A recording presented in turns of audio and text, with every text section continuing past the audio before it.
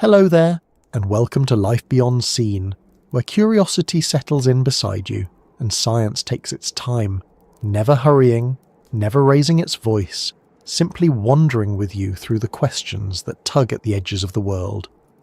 Tonight we're travelling somewhere far quieter than most places people talk about. It isn't a distant star or a hidden galaxy or the ruins of an ancient city. It's something much closer, something tucked deep beneath our own oceans, a place that almost feels like it's trying to stay forgotten. You and I are going to take a slow look at why we can't truly explore Galathea Deep, that remote trough in the Western Pacific where the water weighs more than mountains and the light has never once managed to reach the bottom. It's a part of Earth that remains almost completely out of reach, not because we lack curiosity, but because the planet itself has drawn a boundary we still struggle to cross. Before we descend toward that distant trench, I'd love to know where you're listening from tonight. Maybe you're close to the sea, maybe far from it.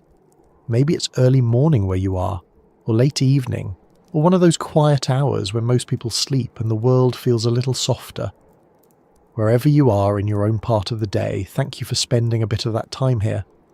And if you find this kind of gentle company helpful, or if these slow stories help settle your mind after a long stretch of busyness, a like or a subscription would mean a lot. It helps this quiet space reach people who might need a slower pace, a calmer voice, or simply a moment that isn't rushing them anywhere.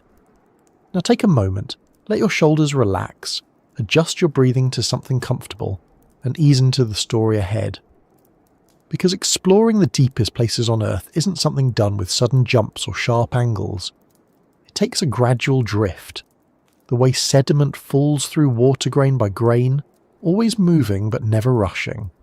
And Galathea Deep, hidden inside the Mariana Trench, asks for that kind of steady approach. Even the scientists who study it speak of it with a kind of careful patience, as if acknowledging that the place itself sets the rules long before any research vessel or submersible arrives. The first thing to understand is that Galathea Deep isn't simply a hole in the ocean floor. It's a narrow, twisting scar carved by tectonic plates, pressed down by a force that never lets up. The Pacific Plate sinks beneath the Philippine Plate here, dragging the seafloor downward into a chasm so extreme that calling it deep barely captures the reality. If Mount Everest were placed inside it, the summit would still sit far below the surface, and even that doesn't fully express what makes this place different from every shallower part of the ocean. The descent itself is more like entering an entirely separate world. With every few dozen meters of depth, familiar rules change. Light disappears long before you're even close to the bottom. Pressure rises to levels that don't just crush objects, they restructure the materials those objects are made from. Temperatures drift toward freezing. Currents slow into sluggish movements that seem almost too weak to have force.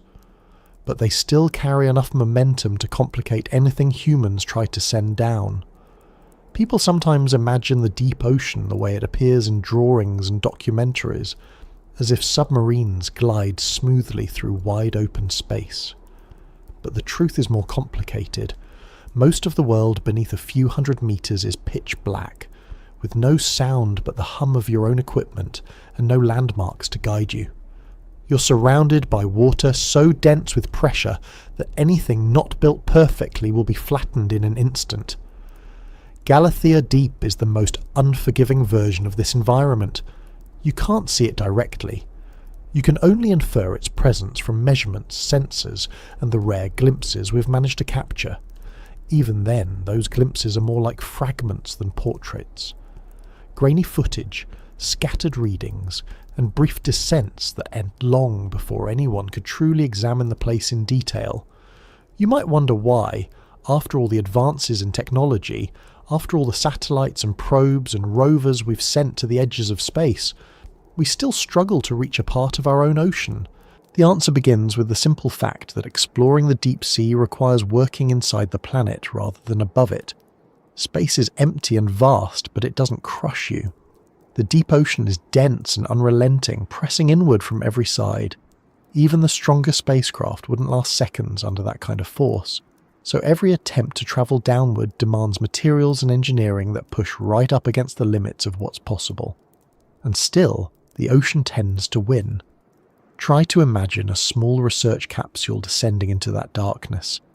It leaves the surface, passes through the first layers where sunlight still diffuses, then enters the region where everything begins to dim. Soon there's no light at all. The pressure doubles, triples, multiplies again and again. The walls of the vessel creak even if they were built to withstand thousands of atmospheric units. Instruments strain. Temperature gauges settle close to freezing. Communication systems grow weaker as the water column above becomes thicker and thicker. And this is all happening while the vessel is still nowhere near the depth we're talking about. Galathea Deep sits at around 10,540 metres down, depending on the survey you follow. That's so far beneath the surface that every single piece of machinery must operate flawlessly. A tiny failure can be catastrophic, and there is no margin for error in a place that remote. Even the act of getting there demands hours of careful descent. In that time, anything can happen. A current might shift unexpectedly, a tether might twist, a misreading might cause a piece of equipment to drift off course, and once something is lost at that depth, it's almost impossible to retrieve. Another challenge is that the deep ocean, especially in this trench, is shaped by pressure-driven chemistry that doesn't match conditions anywhere else. Water here behaves differently. It's denser, less forgiving, and able to infiltrate even microscopic imperfections in a vessel's hull. If it finds one, even a flaw too small for a human eye to detect, the force of the surrounding environment can expand it instantly. A crack becomes a fracture becomes a structural collapse. It sounds dramatic, but it's simply how physics works at this scale. Nature doesn't hesitate. For scientists who attempt to work here, the task involves more than simply designing a strong vessel. They must build systems capable of functioning under conditions that strain electronics, motors, lights, cameras and sensors. Normal batteries behave unpredictably. Standard wiring becomes unreliable. Lubricants thicken or freeze. Metals contract. Plastics become brittle. Even the best machines must be filled with special fluids and engineered with unconventional geometries just to survive. And for all that care, the lifespan of a deep-sea probe in a trench environment is usually short. People sometimes assume that if we can build machines that survive space, we can build machines that survive anything. But space and the deep ocean present opposite extremes. In space, the difficulty is emptiness. In the deepest ocean, the difficulty is pressure. Pressure is far harder to resist. Space tries to pull things apart. The deep sea tries to crush them inward from every direction. Even the strongest structure eventually buckles unless it's shaped exactly right. Spheres tend to survive best. Anything with flat surfaces, angles, or flexible joints becomes a weakness. And research equipment needs all sorts of shapes and parts, so compromises are always made. There's also the fact that the trench isn't a simple vertical pit. It has ridges, slopes, side valleys, and unpredictable terrain. Sending a vessel down is one thing. Navigating once you get there is another. A few submersibles have reached similar depths, but they rarely stay long, and they rarely explore widely. They mostly descend, touch the bottom, capture footage or samples, and return before the risk increases. To truly explore Galathea Deep, we would need machines capable of moving across the seafloor reliably, transmitting data through a barrier of crushing water, and surviving long enough to map the environment. We're not quite there yet. Even communication is difficult. Radio waves don't travel well underwater, especially not at extreme depths. Any signal weakens almost immediately, so researchers must rely on acoustics, basically sound waves, to relay information.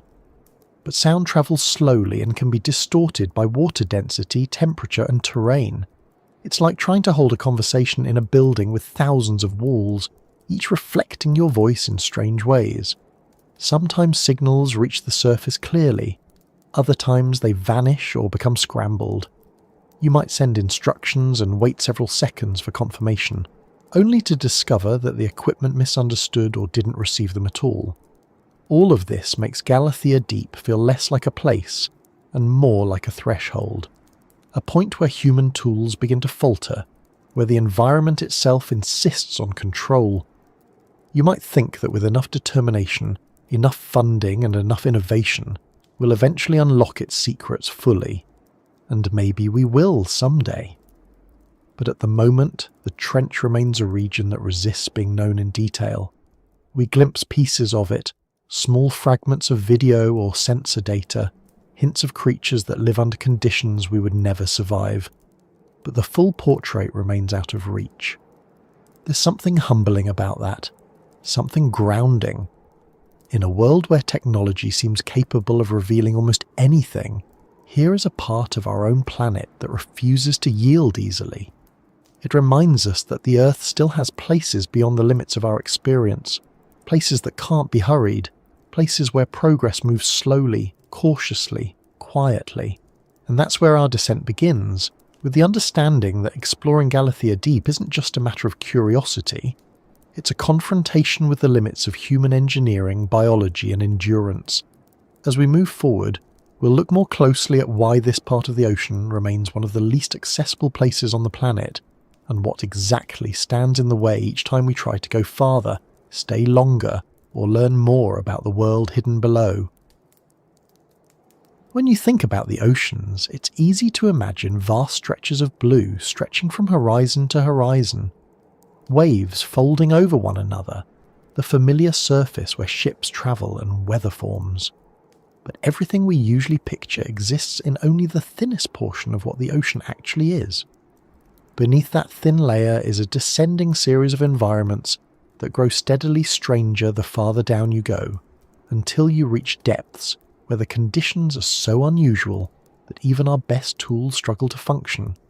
Galathea Deep sits within this realm, far beyond what most people think of as deep water, in a zone that remains almost entirely untouched, despite decades of attempts to understand it.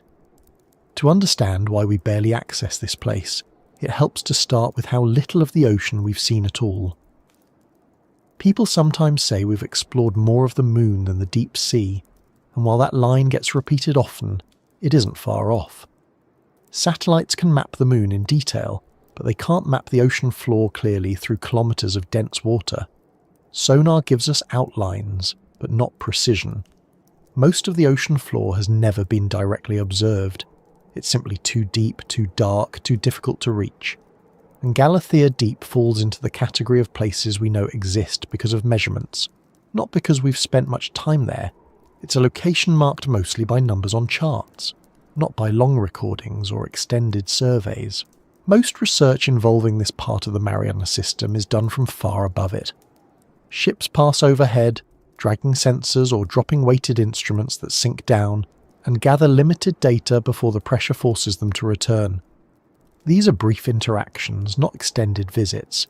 Each attempt yields a few readings, maybe a sample or two, sometimes a photograph, but nothing close to the kind of detailed information we gather near the surface. The deeper the equipment goes, the shorter the window of time it can operate. Batteries drain quickly in cold water, cables become strained by weight and tension. Every second in that environment brings new stress on the machinery. People sometimes ask why we don't simply build stronger equipment and send it down for longer, as if adding a bit more metal or increasing the thickness of the hull would solve the problem. But the deeper you go, the more pressure builds, and it does so in a way that scales quickly. By the time you reach several thousand meters, the force pressing inward on every square inch is comparable to stacking a small mountain on top of whatever you've sent down. Nothing about that is simple. Every design choice becomes a negotiation between weight, durability, cost, and function. Build something strong enough to survive and it becomes too heavy to maneuver. Lighten it and it fails before reaching the bottom. That's why so much of our understanding of the deep sea comes from single dives that last a few hours at most. A submersible drops down, touches the sea floor, collects a few images, perhaps a bit of sediment, then heads back up before the risks become unacceptable. Imagine trying to map an entire continent by landing there for 10 minutes at a time, always in a different spot, always rushing to leave before something breaks. That's essentially where we stand when it comes to Galathea Deep. We gather pieces and hope they fit together, but the gaps between those bits of information are enormous. Another problem is that the deeper parts of the trench aren't open and flat. They're shaped by shifting plates, landslides, and geological movement. The terrain isn't smooth or predictable. Slopes drop off suddenly, ridges rise unexpectedly, crevices run across the seafloor like deep cuts. So even when a submersible survives the pressure and makes it down, it still has to navigate a landscape that is more complicated than anything on the surface. If you picture a wide valley or a spacious underwater plain, that's not what these depths look like. They're more like narrow, twisting corridors or steeply angled walls with little room to maneuver. Cameras can only see a short distance in total darkness, so every movement must be slow and deliberate. One wrong turn could wedge the vessel against a rock face, and you can't just step outside to push it free. To make matters worse, most trenches have fine sediment resting on the bottom that gets stirred up easily. The slightest movement from a thruster can send clouds of particles swirling upward, completely blocking visibility. This means that even if a submersible reaches the bottom, its own movements can blind it. Imagine trying to explore a cave with a floodlight, and every step kicks up dust until you can't see more than a few centimeters. That's what underwater navigation at these depths can feel like. Sometimes the best recordings taken at the bottom of the trench show nothing but hazy darkness, with occasional specks drifting past the lens. Even the act of descending introduces challenges that limit what we learn. A dive to these depths takes several hours. The ascent takes just as long. Most submersibles can only operate for a limited duration before batteries deplete or life support needs to be conserved. So the window for actual observation is incredibly small. You spend most of the mission going up or down, not exploring. That makes every moment count, but also means there's little time for detailed study. If something unexpected happens, like a technical issue or a sudden shift in current, the dive must end early. There is no sense of luxury down here. The environment dictates the schedule. You might think that autonomous vehicles could help solve this problem by removing the need for humans to be inside the machine, and to some degree they do help. Autonomous vehicles can stay longer and take more risks, but they still face the same pressure and terrain issues as any crewed vessel. And the deeper they go, the more communication becomes a problem. It's easy to lose track of an autonomous probe in deep water. Signals don't travel well, GPS doesn't work, and once a machine goes silent at that depth, there's almost no way to find it. Many early attempts at deep-sea automation ended this way. Researchers would send down a device, wait for it to return, and eventually conclude that it never would. Somewhere in the darkness, the machine failed silently, leaving no trace of where or how. This uncertainty makes it hard to justify sending down expensive equipment unless the chances of success are extremely high. There's also the issue of biological hazards, though not in the dramatic sense. There are no giant sea creatures crushing submersibles or mysterious forces dragging machines away. But the deep sea has life adapted to conditions that would break most materials. Some organisms produce corrosive chemicals, others attach themselves to surfaces in ways that can interfere with delicate sensors. Microbes thrive on metals, wiring, and insulation. Even at these depths, bacteria can damage equipment faster than expected. It's one thing to design a hull that resists pressure. It's another to design one that survives both pressure and the unique micro-ecosystems of the deep. Then there is the question of cost. A single deep-diving submersible might represent years of funding. Every mission costs thousands per hour, and because of the risks involved, missions must be planned with extreme caution. Weather on the surface must be perfect. Sea conditions must be predictable. The crew must be experienced. Support ships must be equipped with specialized cranes, winches, sensors, and emergency measures. Coordinating all of this is complex, expensive, and time-consuming. So even if the technology exists, opportunities to use it are limited. And because we rarely get to visit these depths, Every trip begins with a certain degree of uncertainty. Conditions change. Geological activity reshapes the landscape. Sediment slides alter the slope of the walls. A path that was clear on one dive might be blocked on the next. This means that long-term study is almost impossible. There's no guarantee that an instrument placed on the seafloor will still be accessible months later. Sometimes devices get buried, toppled, or dragged away by subtle underwater movement. Despite all of this, researchers continue to try. They send down new probes, refine designs, test materials, and push boundaries bit by bit. But progress is slow. The deep sea rewards patience more than ambition. If space exploration is like sprinting into open air, deep sea exploration is like crawling inch by inch through a dark and narrow tunnel while feeling the walls press in. We've learned a great deal from the few glimpses we've managed, but those glimpses form only a fraction of a much larger picture. What makes this all the more striking is that some creatures thrive in the very environment that challenges our best equipment. They endure pressure that would flatten titanium structures. They move across the seafloor with ease. They feed, reproduce, and navigate without light. Their bodies contain biochemical adaptations we still struggle to replicate.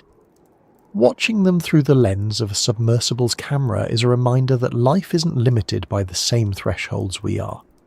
Yet even they are difficult to study because they appear only briefly in our recordings, sometimes drifting past without hesitation, as if unaware that they live in one of the harshest environments on Earth. These observations often raise more questions than answers. We see organisms that shouldn't be able to withstand such conditions, sediments that shift in ways we don't fully understand, geological formations that seem to defy expectations, and while each new finding is valuable, it also underscores how much remains unknown. The more we learn, the clearer it becomes that Galathea Deep sits beyond the regions we can easily investigate. It is part of the Earth, yet feels far removed from the rest of our experience. This is why we barely touch the abyss at all, not because we lack interest, but because every attempt to reach it confronts us with the limits of what our tools can handle. The trench offers no shortcuts, no gentle routes, no forgiving margins. It demands precision, durability, patience, and resources, all in overwhelming amounts, and even then, it gives back only fragments. As we continue downward into the story, the challenges become more specific and more extreme, shaping every effort we make to understand what lies in the most remote parts of the ocean. Our next step brings us face to face with the force that defines these depths more than anything else. The force that reduces the strongest materials to fragile structures if they're not built exactly right. When people imagine the bottom of the ocean, they often think of darkness first. Then maybe cold or quiet or strange creatures drifting past a faint beam of light. But if you talk to the engineers, researchers, and physicists who spend their careers studying the deepest places on Earth, they talk about something else entirely. They talk about pressure. Not the kind you feel on a long flight when your ears pop, not the ache you get when you dive a few meters underwater, but a force so immense that it becomes almost impossible to imagine. A force that squeezes inward from every direction, constantly, relentlessly, without even the slightest break. A force that never tires, never weakens, and never negotiates. And in Galathea Deep, this force becomes the single biggest barrier between us, and a full understanding of what lies there. To get a sense of what this pressure actually means, it helps to start with the simple idea that water is heavy. A single cubic meter of it weighs about a metric ton. That sounds manageable until you try to picture what happens when that weight stacks upward for more than 10,000 meters. Every additional layer of water adds weight to the layers below it. Multiply this over and over, 1,000 times, 2,000 times, 5,000 times, until you reach the trench. By that point, the pressure is beyond anything you naturally encounter on the surface. It reaches more than 1,000 times the pressure at sea level. That number might sit neatly on a page. But the real experience of it is difficult to translate because nothing in everyday life prepares us for such an environment. If you placed a car at the bottom of Galathea Deep, it wouldn't simply dent or buckle. It would collapse inward instantly, crushed from all sides. The air inside it would be forced into a tiny fraction of its former volume. The materials wouldn't just bend, they would fail. Glass would shatter before reaching a fraction of that depth. Steel beams that look unbreakable on land would fold like thin foil. Even thick metal plates carefully shaped and reinforced show signs of strain long before they reach the trench. You might assume that the solution is simply to build stronger structures, thicker walls, more reinforcement. But that's not how deep-sea engineering works. Strength alone isn't enough. The shape of a vessel becomes just as important as the material. Flat surfaces are weaknesses because pressure doesn't distribute evenly across them. Corners become focal points for stress. Even small imperfections, too small to see without specialized equipment, can become catastrophic when the pressure multiplies them. A microscopic flaw in a weld, a tiny bubble in metal, a slight misalignment of a joint, any of these can cause a sudden failure. And failure at these depths isn't slow, it's instant. This is why vessels built to withstand extreme depths are almost always spherical. A sphere distributes pressure evenly. That's the only shape that actually works in a predictable way when water presses inward from every direction. But a sphere isn't practical for many of the tasks scientists want to perform. Most equipment requires arms, sensors, lights, thrusters, cameras, sampling devices and cables.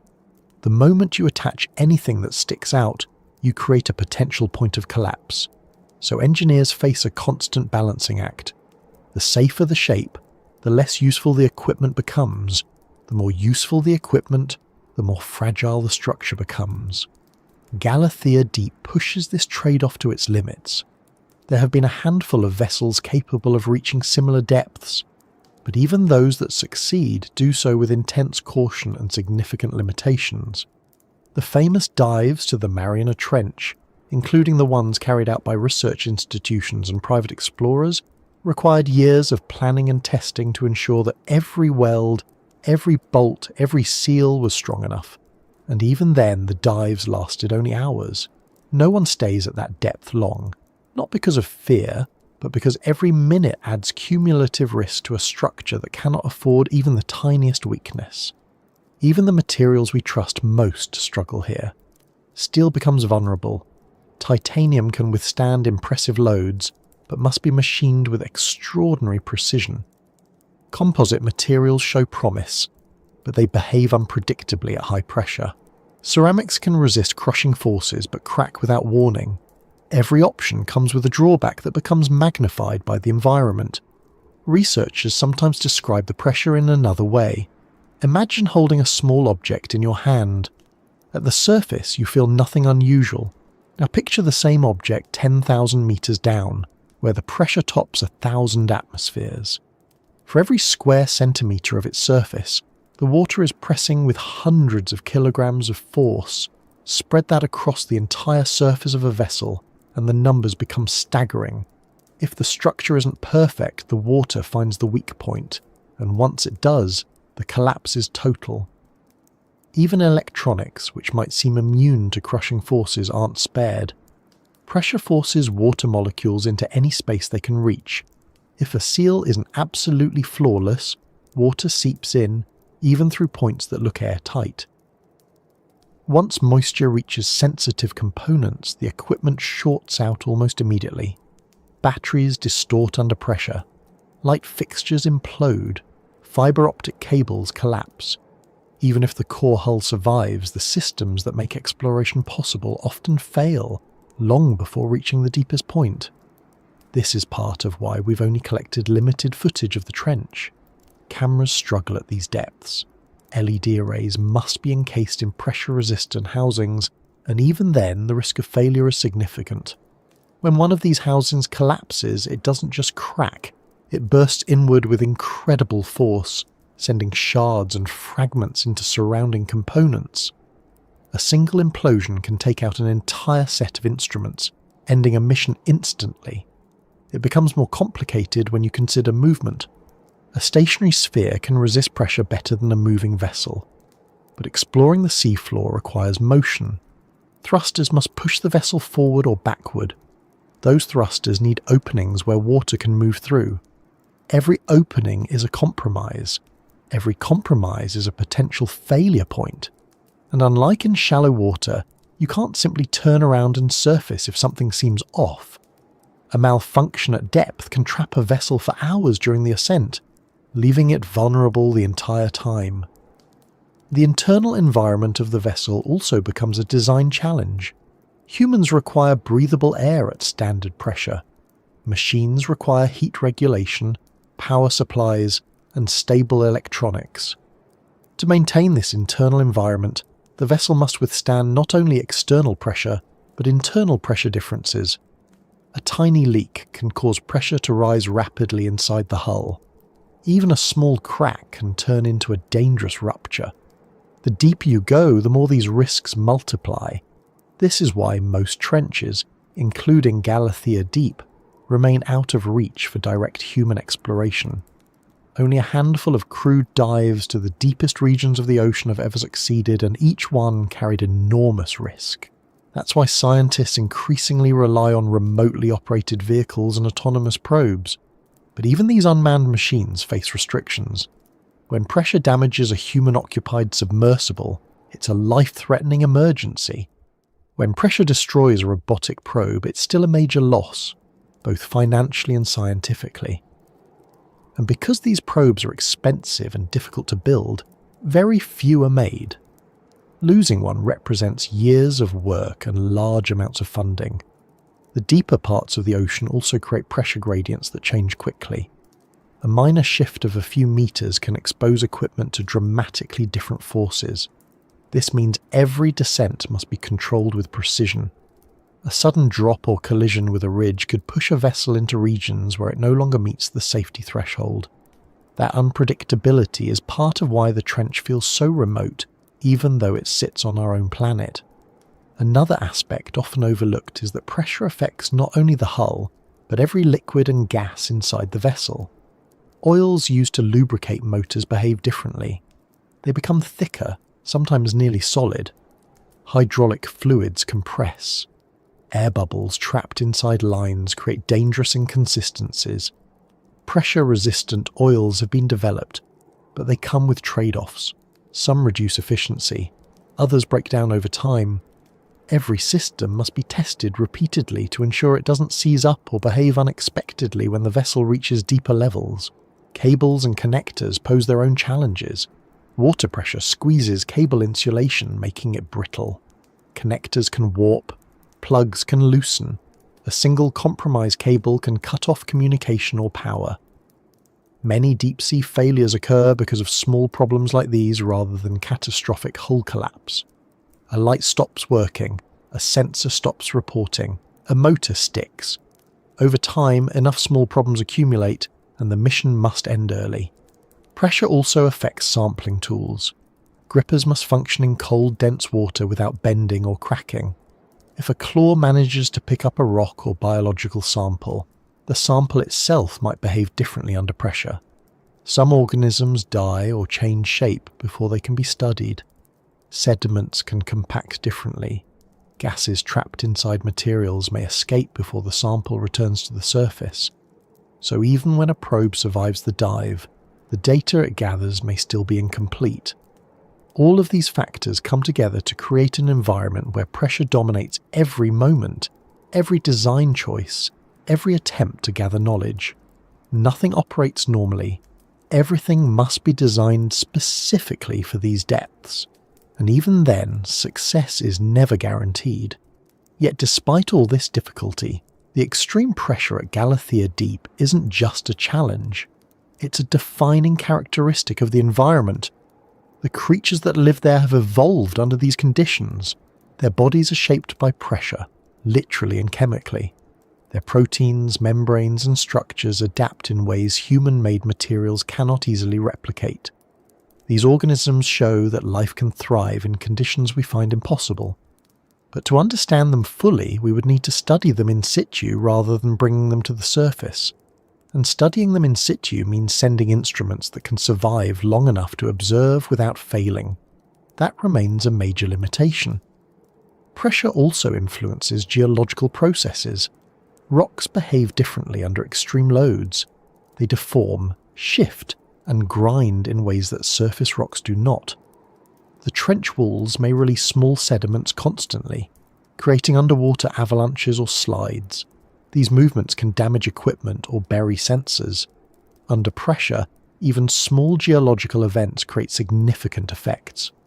All of this makes pressure the primary reason we cannot simply visit Galathea deep whenever we want. It sets a firm boundary. It tells us what is possible and what is not. And while technology continues to improve, the environment remains the same. It doesn't adjust for our convenience. It doesn't make exceptions. It waits, steady and immense, unchanged by whether a probe arrives or not. This force shapes everything we attempt in the deep. It dictates how we design vessels, how we plan missions, how we prepare for failures, and how we interpret the data that comes back. It is the invisible presence that defines the entire experience of deep exploration. Without considering pressure, nothing at these depths makes sense. With pressure in mind, everything becomes clearer, even if it remains difficult. And as we continue drifting deeper into the reasons Galathea Deep stays beyond our reach, pressure becomes only one part of a larger collection of constraints. Another obstacle awaits in the form of an environment that lacks something humans rely on completely, something that disappears long before we even approach the trench and changes how every instrument, camera, and human eye functions. When people talk about the deep ocean being dark, the word itself almost feels too small for what actually waits down there. Darkness at the surface is temporary. It shifts with sunsets and cloud cover and the flicker of artificial lights. Even on the blackest night, our eyes adjust. There are streetlights, screens, reflections on windows, lamps glowing in distant buildings, stars overhead. There's always something, even if it's faint. But once you begin descending through the ocean, the light disappears in a way that doesn't feel gradual. It feels absolute. And by the time you reach the depth where Galathea Deep exists, darkness isn't just the absence of light. It's the default condition of everything. It's been that way for longer than sunlight has reached the surface of the Earth, longer than most forms of life have existed at all. It's a kind of darkness that isn't defined by what you can or can't see, but by the way every form of biological, mechanical and sensory perception is changed by the simple fact that nothing with eyes can rely on them there. If you drop beneath the first few 100 meters, the world dims quickly. The colours of the surface fade one by one. Reds go first, then oranges, then yellows, leaving everything washed in shades of green and blue. Keep sinking, and even that faint palette disappears. Soon, there's no colour at all because there's no light to reveal it. The transition feels abrupt to anyone who has made deep dives. One moment you can see the faint shimmer of a downward beam. The next, you're inside a void that gives you no visual information whatsoever, and that's still nowhere near the depth we're talking about. Sunlight fades completely around 1,000 meters down. Past that point, the ocean exists in perpetual night. But even this isn't the kind of night people imagine when they hear the word. Human darkness always contains the possibility of light. Someone can flip a switch or strike a match. The sky will brighten in a matter of hours. Underwater darkness at the depth of Galathea Deep is permanent. No star, moon, or surface lamp can penetrate it. No reflection reaches it. No natural glow from the surface trickles down. Nothing arrives except what the trench itself produces, and that is almost nothing at all. This creates immediate problems for exploration because, unlike many forms of life adapted to these depths, our tools require optical information. Cameras rely on light to form images. Lasers and beams reflect only if they hit surfaces. Even sonar, which uses sound instead of vision, becomes less reliable when the environment is unpredictable. or the terrain reflects signals in ways that confuse the instruments. Darkness strips us of one of our primary investigative senses, and the deeper you go, the more every task becomes a challenge of feeling through the environment rather than seeing it. Researchers who've been involved in deep-sea missions often describe the experience of watching a live feed from a submersible as almost disorienting. The camera views show a narrow window of space illuminated only by the lights mounted on the vessel. Everything outside that cone of light remains completely invisible. You cannot tell if there's a wall a meter away or a cliff edge dropping off below you. You cannot see obstacles, currents, or creatures unless they pass directly into the small region lit by the vessel's lamps, and those lamps only reveal part of what they're pointed at. Particles suspended in the water scatter the beams, creating a hazy field that obscures distant details. The farther you try to see, the more the light gets swallowed. This makes navigation extremely slow. A submersible might crawl forward at a pace so cautious, it barely seems to move at all. The pilot watches for shadows, movement, or hints of texture. But in a place like Galathea Deep, even shadows are unreliable, because the absence of light means the only shadows that exist are the ones your own equipment creates. The darkness doesn't give shape to anything. The machines have to provide every bit of illumination themselves, and that light barely makes it far enough to give useful context. People sometimes assume that the deep sea is filled with glowing animals, and it's true that many creatures produce bioluminescence. But bioluminescent light doesn't spread widely. It's meant for communication, hunting, camouflage, distraction, and survival. It flickers, pulses, or shines in small bursts. It rarely provides broad illumination. In some cases, animals use light to lure prey or signal mates, but you won't find anything down there that lights up the environment the way headlights reveal a road. So even though life has found its own way of dealing with the absence of sunlight, it doesn't solve the problems we face when we try to explore. Galathea Deep sits far below the main layers of bioluminescent activity. The creatures that live there tend to produce weaker light or none at all. Many rely on touch, chemical signals, or slow drifting movements that require little sensory interpretation. They evolved in a world where vision wasn't necessary because visibility was never available to them. Eyes are rare. Transparent tissues are common. Bodies build themselves around the knowledge that sight would provide no advantage. In that kind of environment, our technology must work against a world that doesn't want to be seen. Lights must be incredibly bright to illuminate even a small patch of ground. But bright lights attract animals that can be confused, stressed, or harmed by artificial illumination. They also heat local water slightly, which draws in fast-moving particles that block the lens. Some missions keep the lights dim to avoid environmental disruption, but dim lights create poor visibility. Others use high-intensity beams, but these beams can dazzle sensors or reflect off sediment in ways that distort the image. There's no perfect solution. Darkness also creates challenges for mapping. At shallower depths, scientists can use cameras, lasers, and multi-angle imaging to build three-dimensional reconstructions of terrain. But in the deepest regions, those methods fail. You cannot map what you cannot see. Sonar mapping helps, but it lacks the detail needed to navigate complex geological structures. A sonar map might show a slope, but not the cracks or overhangs that could trap a submersible. It might reveal a general outline of the trench, but not the ridges and depressions that shape the environment. So while we can create broad models of Galathea Deep, we lack detailed maps of its floor. And because of the darkness, every mission relies heavily on artificial lighting systems that themselves must withstand pressure, cold, and chemical exposure. A cracked light housing means total visual loss. If one lamp fails, the pilot must rely on the remaining lights, and that creates uneven illumination. If all lights fail, the dive is effectively over. The vessel must return to the surface without completing its intended tasks. A dive that lasts 12 hours could end after only a few minutes of data collection, all because a single light fixture was compromised.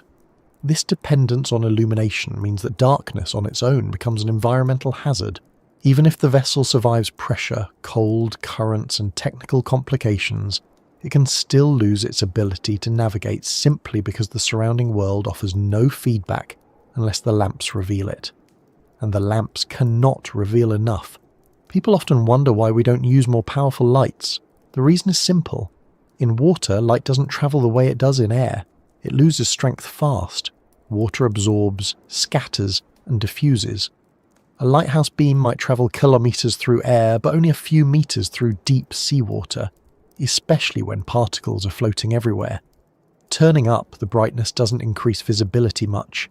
It just increases glare. It creates bright spots in the foreground and nothing in the distance. Darkness also affects how video and photographs are interpreted.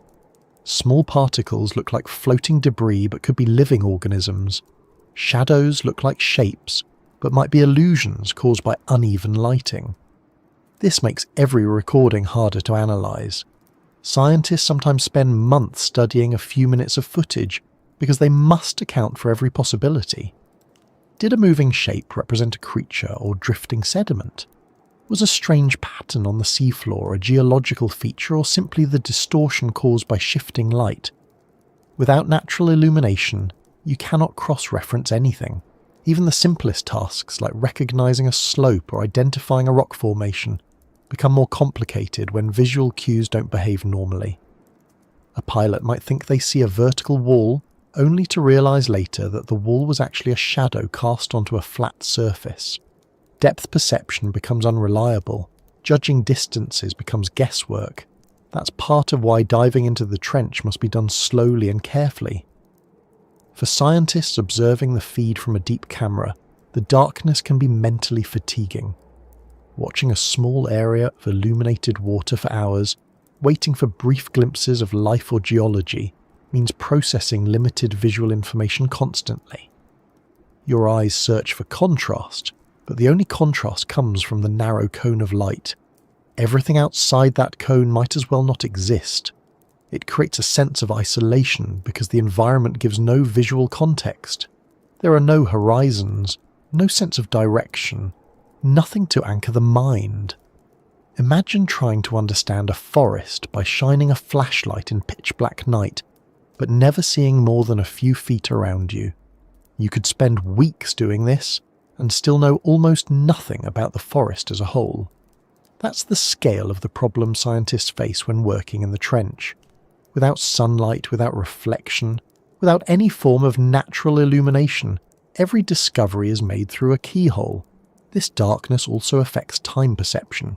Pilots and researchers often lose track of how long they've been watching the footage. With no changes in lighting to mark the passage of time, with no shifts in shadow or brightness, the environment appears the same second after second. It gives dives a slow, almost suspended feeling.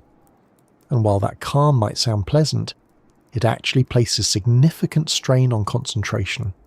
A sudden movement or unexpected shape can feel startling because so little usually changes in the field of view, and the trench itself offers no clues. On land, darkness hides familiar shapes. Underwater darkness hides everything entirely.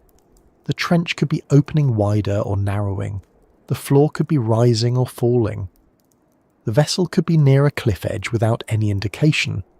Pilots must trust their instruments far more than their eyes, and even instruments can behave unpredictably near large geological structures. Magnetic anomalies, sudden shifts in the terrain, and unusual water chemistry can all affect readings in small but important ways. This absence of light shapes the lives of the creatures that inhabit the trench as well. Many of them have no eyes or only rudimentary ones. Their senses rely on pressure waves, chemical gradients, or energy detection. The darkness is not a challenge for them. It's the environment they evolved into. Their bodies do not waste energy building vision systems they can't use. Their entire biology is designed around a world where sight contributes nothing. For these organisms, darkness is not an obstacle. It's simply reality. For us, it's a barrier that limits everything we attempt. We're creatures built to use vision as our primary sense. Remove that, and our entire approach to exploration must change. The darkness at Galathea Deep may not crush metal or distort electronics in the way pressure does, but it still defines what is possible. It narrows the field of observation, imposes restrictions on navigation, disrupts perception, and complicates data collection. It ensures that each dive reveals only a tiny fraction of the environment. That's why even after years of exploration, the trench remains largely unknown. The lack of light means that most of what exists there has never been seen by any camera or sensor we've used. And as we move onward, there is another element waiting that makes the experience at these depths even more challenging. Something subtle at first, but powerful in its own way. While darkness removes light, the cold removes heat so effectively that every machine, every chemical reaction, every biological process slows down unless it is specifically engineered to cope. If darkness removes the ability to see in the deep ocean, then cold removes the ability for almost anything to behave the way it does in the world we're familiar with. At first glance, cold might seem simple. People deal with low temperatures all the time. They walk outside in winter, open a freezer door, or watch frost forming on windows. But the cold found at the depth of Galathea Deep belongs to a different scale. One that doesn't simply make things uncomfortable or slow. It changes the behaviour of materials, affects the speed of chemical reactions, alters how machines function, and pushes biological limits into forms that seem almost disconnected from normal metabolism. The temperature down there hovers just above freezing, but the environment is so stable and so extreme that the cold becomes just as defining as the pressure and darkness around it. In the deep ocean, the water temperature remains close to 2 or 3 degrees Celsius. It can vary slightly depending on location, but in the deepest trenches the values remain nearly constant. There are no warm currents drifting through, no sunlight warming the surface above, no seasonal shifts to create variation. The cold persists every hour, every day, every year. Because the temperature is so uniform and unchanging, anything that adapts to this environment must adapt completely. There is no break from it. No pocket of warmer water to retreat into, no surge of heat to offset the losses. The cold dictates the structure of life and the behaviour of matter. Exploration equipment suffers in these conditions long before reaching the trench floor. Metals contract in cold water. Polymeric materials stiffen. Lubricants thicken until they slow moving parts or freeze them entirely. Electrical systems generate their own heat during operation, but that heat dissipates immediately into the surrounding water. The cold pulls it away faster than the systems can produce it. For many devices, temperature regulation becomes a constant challenge. A battery warming itself to function normally must fight against the surrounding water siphoning heat away at remarkable speed. And when a battery gets too cold, its chemical processes slow down. Voltage drops. Power output decreases. If it becomes cold enough, the battery can fail completely or provide only a fraction of its intended performance. This is one reason why deep diving vehicles must carry far more power than they actually need during operation. A significant percentage of that energy goes toward maintaining internal temperatures.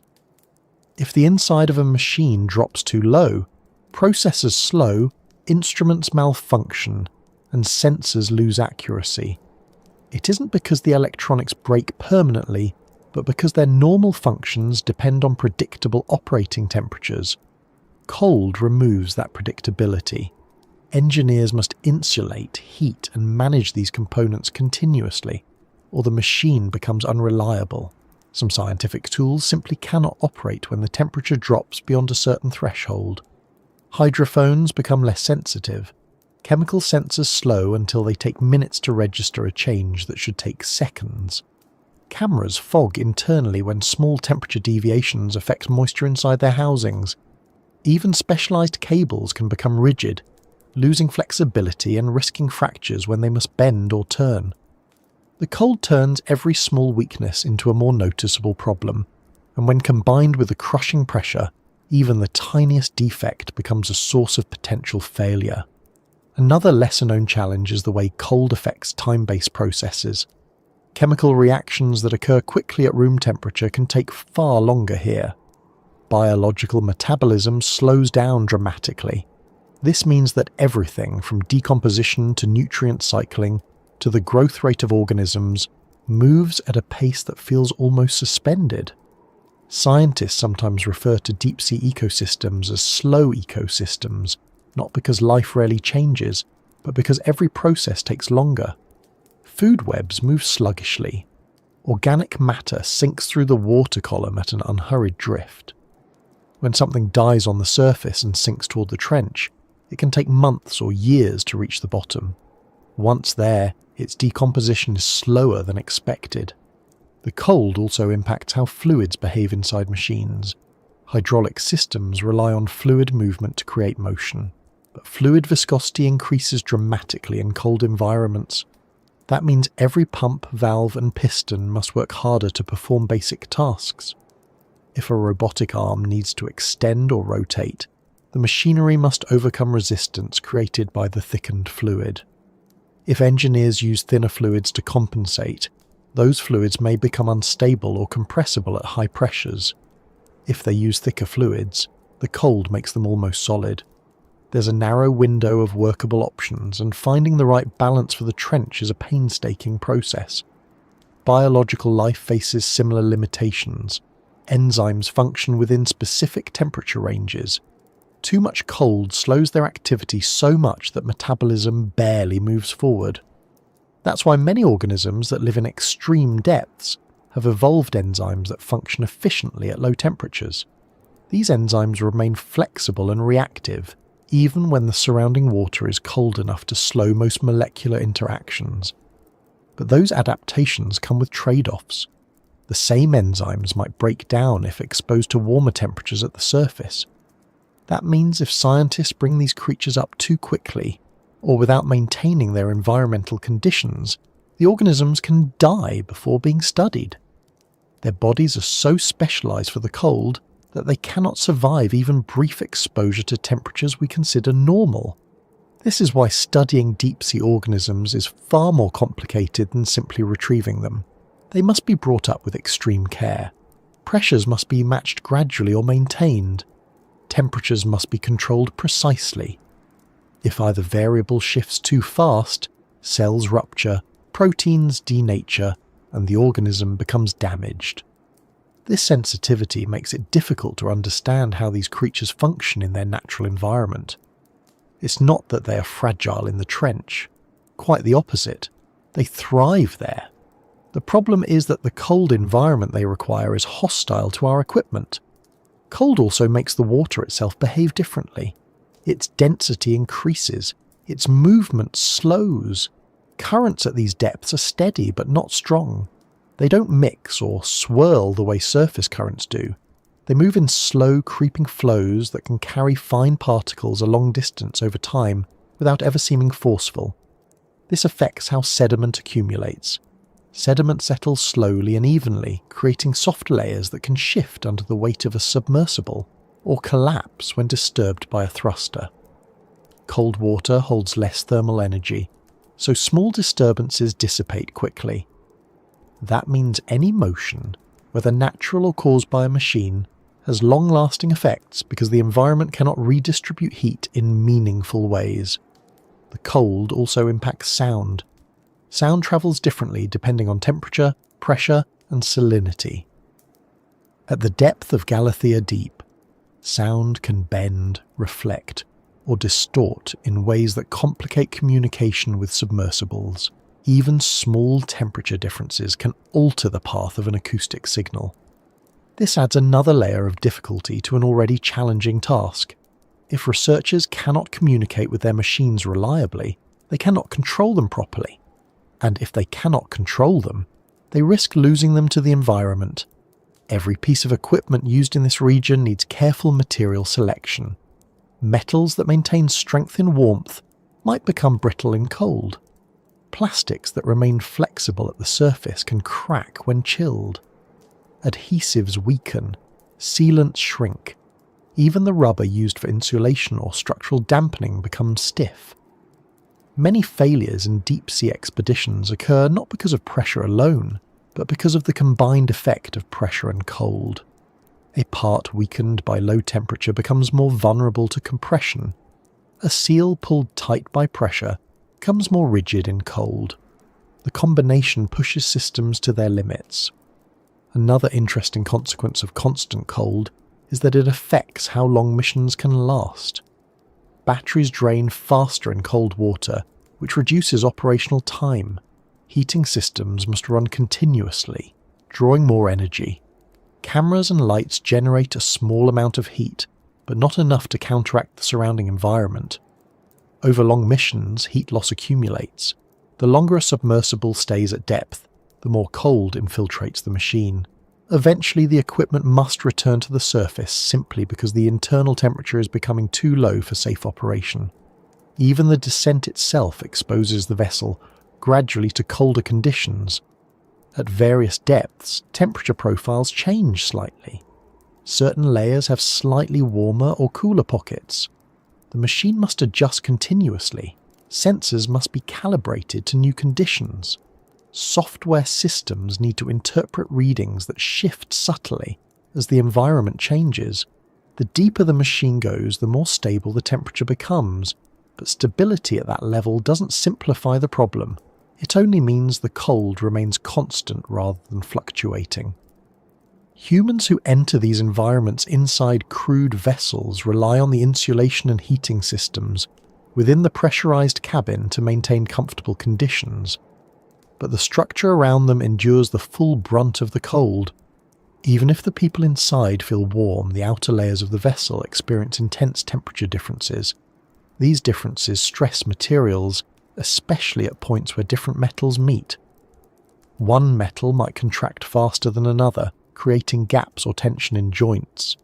Engineers must plan for these differences by choosing materials that expand and contract at similar rates.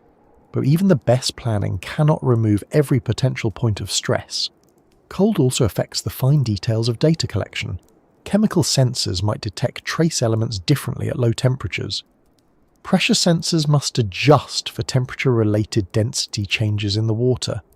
Instruments designed to measure biological activity must account for slower metabolic rates. Recording devices must function in conditions that interfere with their internal processes. The cold doesn't break these systems directly, but it slows them, complicates them, and adds layers of interpretation that scientists must consider. And yet, the creatures living in Galathea Deep handle these temperatures without difficulty. Their cells contain high concentrations of compounds that maintain fluidity at low temperatures. Their membranes remain flexible. Their proteins remain active. Their internal chemistry operates at a pace suited perfectly for the environment. They do not fight the cold, they evolve into it. That adaptation fascinates researchers because it shows that life can thrive in what seems like an inhospitable world. But studying those adaptations closely is limited by the same cold that shapes them. Machines cannot observe the trench for long periods without losing function. And organisms brought to the surface lose the conditions they require. This means much of what we know about deep-sea biology comes from brief glimpses or indirect methods. True, sustained observation within the trench would require equipment capable of withstanding cold, pressure, and darkness for months or years at a time, something we have not yet achieved. Even if we built such a device, retrieving it without damage or data loss would be a challenge. The cold at this depth ensures that every system must work harder than intended. All of these factors illustrate how cold isn't merely a temperature reading on a chart. It shapes the pace of life, the design of machines, the behavior of materials, and the strategy of exploration. It slows processes in a way that makes everything more deliberate. Time feels stretched, not in the psychological sense, but in the physical sense. Reactions that would take seconds elsewhere take longer here. The environment doesn't hurry. It doesn't encourage movement or rapid change. It settles into its own rhythm, and anything entering it must adapt to that pace or risk failure. As we continue through the reasons we can't fully explore Galathea deep, the cold becomes just one part of a larger chain of barriers that exist in layers. One of those layers involves the water itself, not simply as a massive liquid, but as a stratified system with boundaries that resist mixing, movement, and exploration. The deeper we go into this story, the more the ocean reveals that the difficulties don't come from one factor alone. They come from a network of conditions that reinforce one another and create a world we can observe only in small pieces. The deeper you go into the ocean, the more it stops behaving like a single body of water. It becomes a collection of layers, each with its own rules. These layers don't blend the way people expect. They stack, resist, and separate, almost like invisible walls that make the descent into places like Galathea Deep even more complicated than the cold, darkness, and pressure already suggest. And while those earlier conditions set the overall tone of the environment, the layered nature of the ocean acts as a series of gates that slow, distort, or interfere with anything that tries to pass through them. When you drop a stone into a lake, it sinks straight down. The water above it behaves predictably. But in the open ocean, especially in the deep Pacific, water isn't uniform. Temperature, salinity, density, chemistry, and even the movement of internal waves all create boundaries that hold their shape for years or even decades. These aren't boundaries you can see. They don't look like lines or walls, but machines detect them immediately. Submersibles shift slightly when they cross one. Sensors record changes in temperature or salinity. Sonar pings bounce differently. Tethers strain. Lights pick up tiny particles drifting differently on either side. Every layer has its own fingerprint, and when you're working with technologies that rely on stability, those fingerprints matter. The first major layer encountered during descent is the thermocline, a zone where temperature drops rapidly over a relatively short depth range. This sudden shift affects buoyancy, signal transmission, and the movement of currents. A submersible moving steadily downward might suddenly slow or drift sideways when crossing the thermocline, not because anything malfunctioned, but because the density of the water changed. Engineers have to calibrate for this change so the vessel doesn't misinterpret the shift as a mechanical problem. Above the thermocline, water can still hold traces of sunlight, heat from the surface, and mixing from wind and waves. Below it, the ocean becomes colder, heavier, and far less interactive with the world above. Once past that layer, machines enter a region where salinity differences begin to matter. Salt concentration affects density just as temperature does. In some regions of the deep Pacific, layers of water with slightly different salinity settle on top of one another without mixing. These layers can be stable for years. When a machine passes through them, it feels the change. Motion becomes less predictable. Thrusters must work harder or softer depending on whether the surrounding water is more or less dense. Instruments that rely on sound feel the impact as well. Sonar waves bend or slow, creating distorted readings. A pilot watching the instrument sees these changes and must interpret them quickly to avoid drifting off course. As the descent continues toward Galathea Deep, another series of layers appears. One's defined not just by temperature and salinity, but by chemical differences. Oxygen levels drop, nutrients shift, trace elements concentrate differently. Some layers contain more dissolved carbon dioxide, others contain nearly none. These variations affect more than biology. They affect corrosion, electrical conductivity, and how certain materials behave. A metal part that corrodes slowly in one layer might corrode faster in another. An electrical connection stable near the surface might misbehave when surrounded by water with different conductivity. Engineers test for these conditions extensively, but testing in a lab can only approximate the complexity found in the real trench. Some layers hold suspended particles left over from ancient sediment flows or geological activity. These particles can be microscopic, drifting so slowly that they never settle fully on the seafloor. They remain suspended within the layer, forming a sort of underwater haze. Cameras catch this haze as a soft cloud of drifting specks. Lights reflect off them. The more particles present, the harder it becomes to see anything beyond a few meters. Pilots must reduce thruster use to avoid stirring up more sediment, but reducing thruster use affects maneuverability. In a place requiring careful navigation, these trade-offs complicate everything. Beyond the average layers known to most oceanographers, the deep Pacific contains something even stranger: internal waves. These waves don't rise on the surface. They move along density boundaries deep underwater. They can be huge, rising tens or even hundreds of meters, but completely invisible from above. When a submersible crosses an internal wave, it might feel a sudden lift or drop. Sensors register changes in flow. Instruments detecting pressure or motion record fluctuations that make machine behavior less predictable. Internal waves can sweep over a tether, causing it to slacken or tighten suddenly.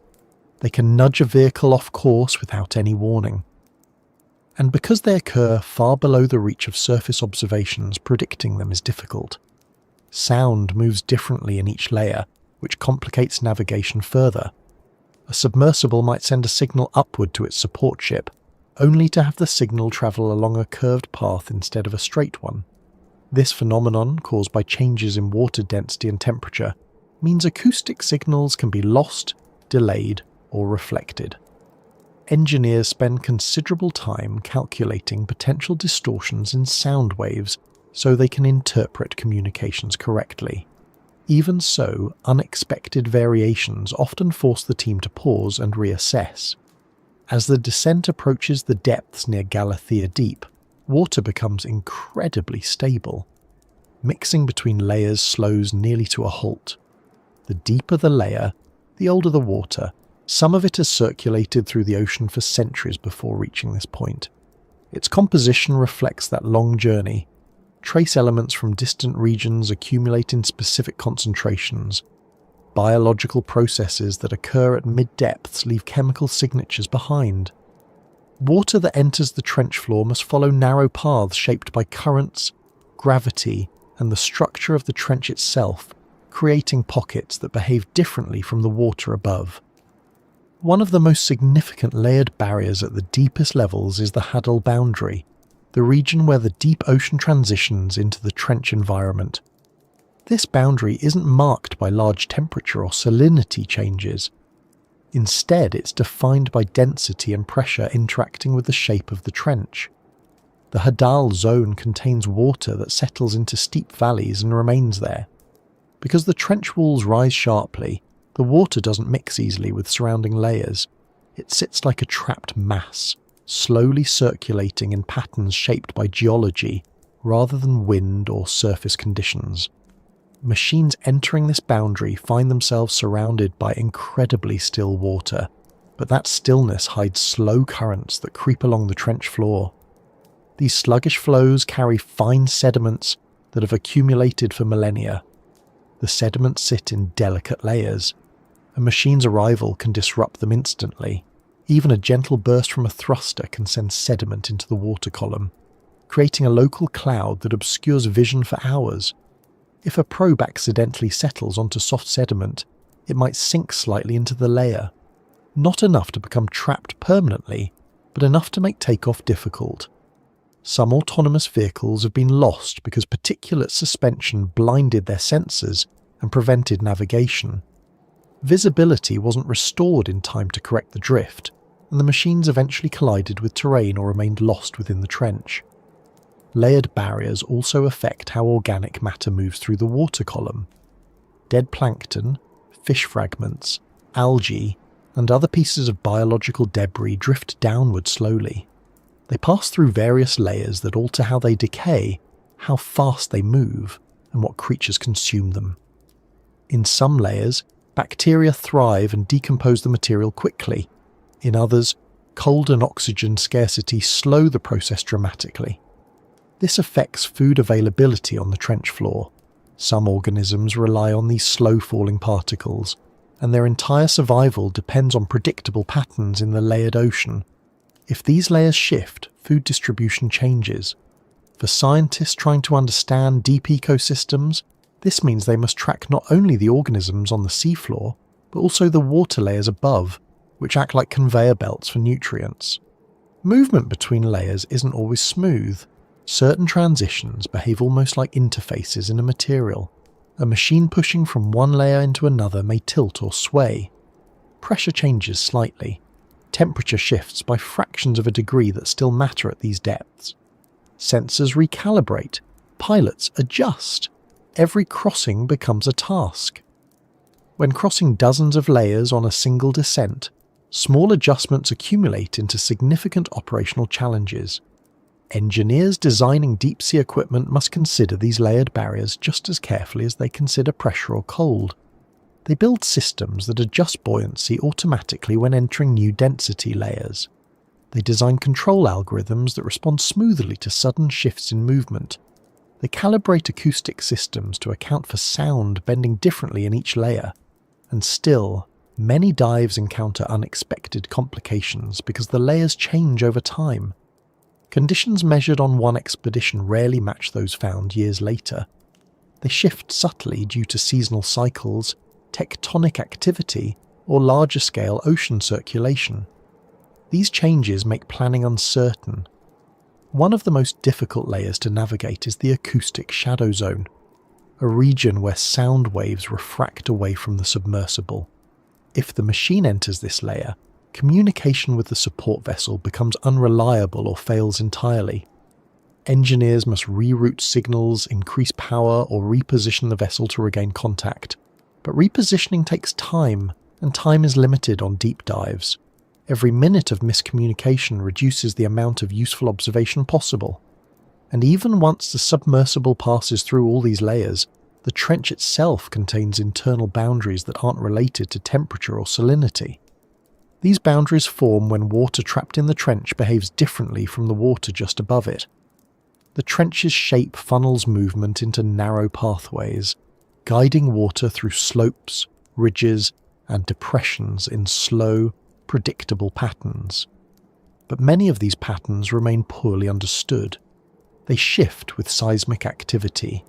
They change after landslides. They respond to long-term geological forces. A machine entering one of these internal patterns might drift sideways inexplicably, or feel resistance where none existed before. These internal boundaries complicate sampling as well. If a robot extends an arm to collect sediment or biological material, water movement can push the sample away. If the sample is successfully collected, the water surrounding it may change its temperature or chemical composition before the machine reaches the surface. Scientists must interpret the data knowing that the layered environment influences everything, even after collection. Despite all this complexity, these ocean layers aren't obstacles created to hinder exploration. They're simply the natural structure of Earth's largest environment. Millions of years of currents, climate patterns, biological processes, and geological shifts have shaped the ocean into a tiered system. Creatures living at each layer evolve to match the conditions of that particular environment.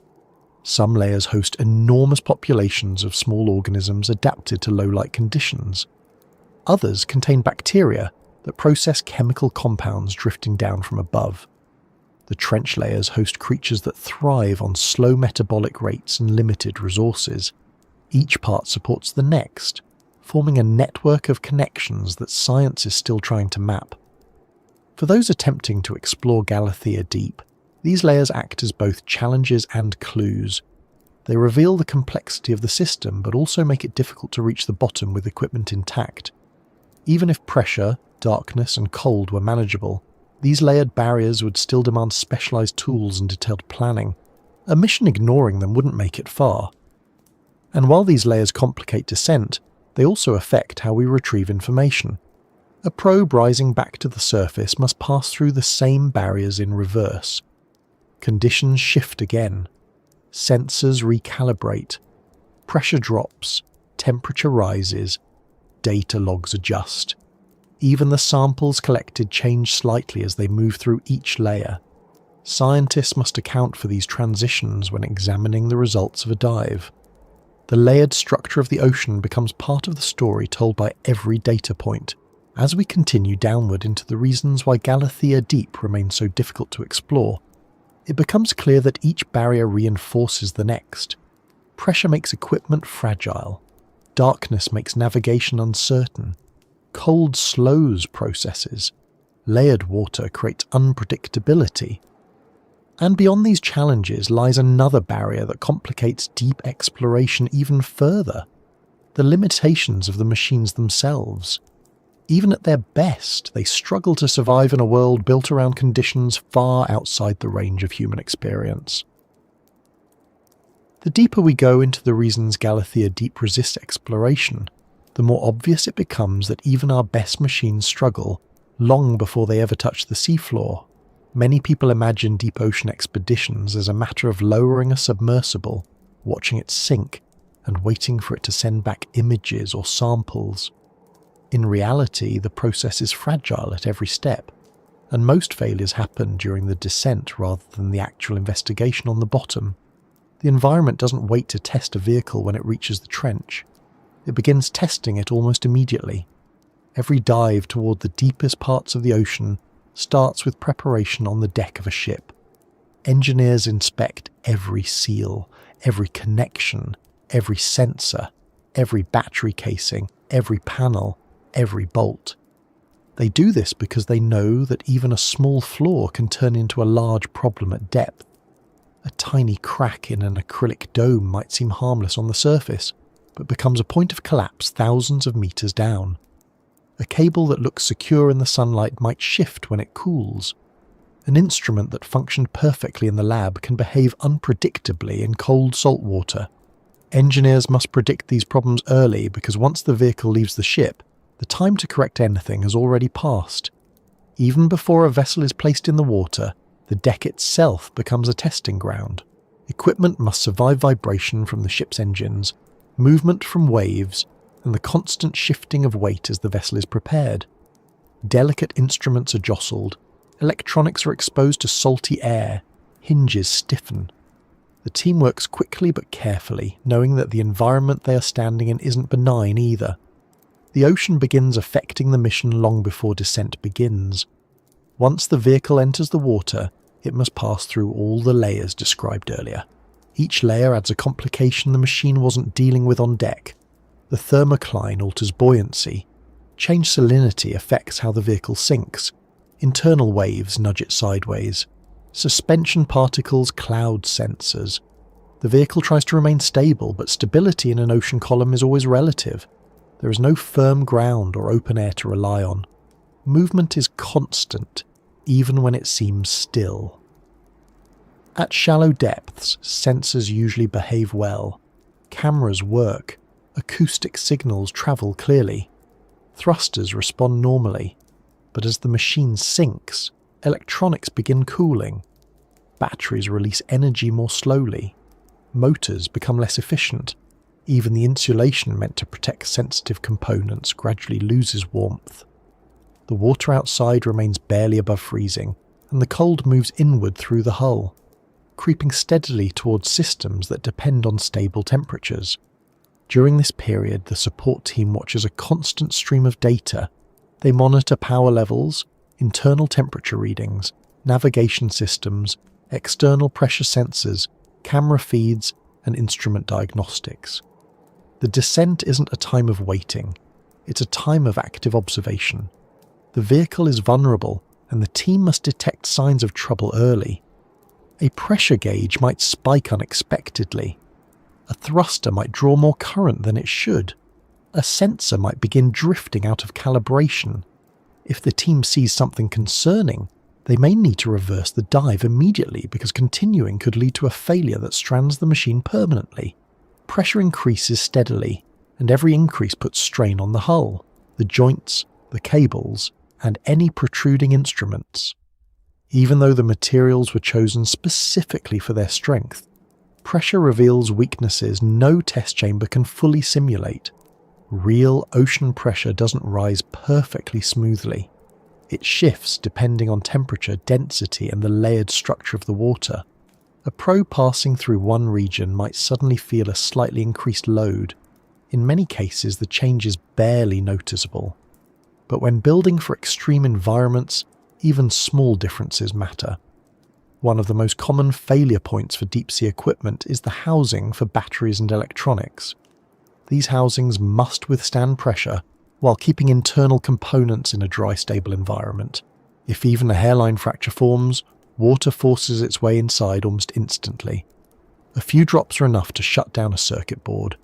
A small leak becomes catastrophic quickly because water doesn't seep at depth. It is driven inward with enormous force.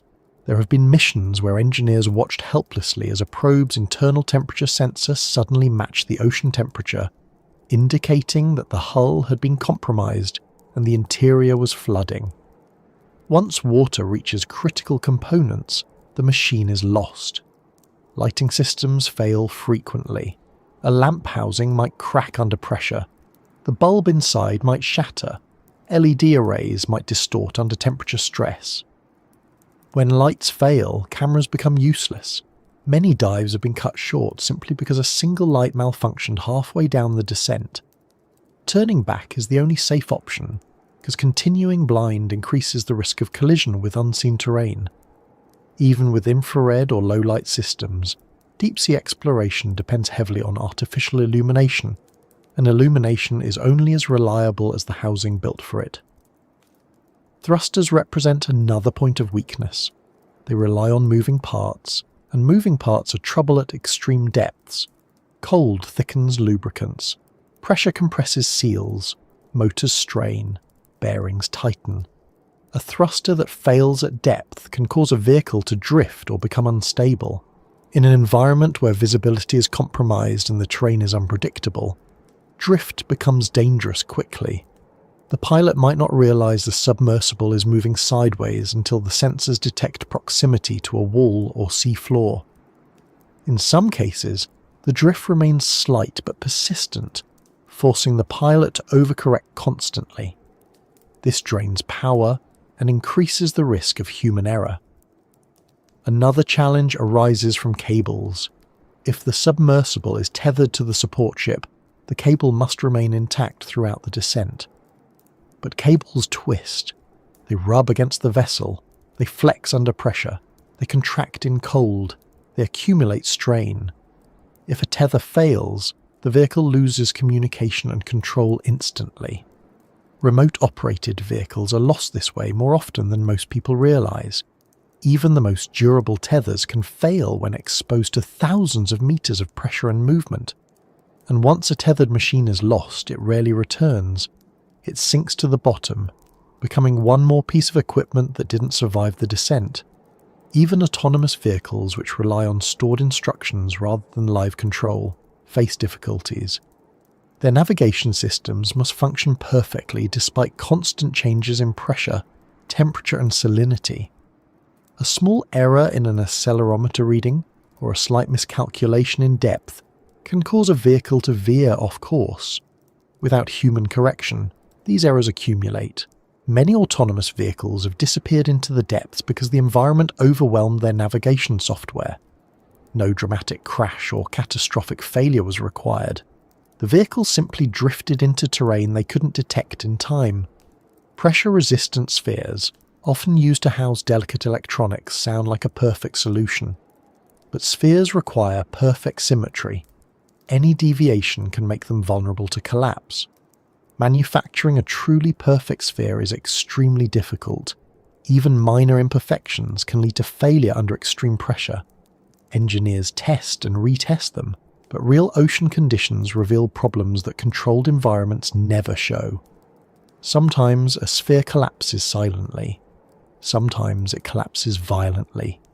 Either way, the mission ends immediately when it happens. As the vehicle approaches deeper layers, the water itself behaves differently. Sound travels strangely. Light behaves unpredictably. Sensors drift. The support ship may lose track of the probe's exact position. Even if the probe's depth sensors are working correctly, its horizontal position becomes uncertain. The support ship uses acoustic signals to track it, but those signals bend in unusual ways at depth. This makes plotting its location difficult. The deeper the descent, the wider the margin of error. A probe might think it's clear of a ridge when in reality it's drifting toward it. Marine snow, small particles of organic debris, causes problems in certain layers. These particles are harmless individually, but they scatter light and obscure vision.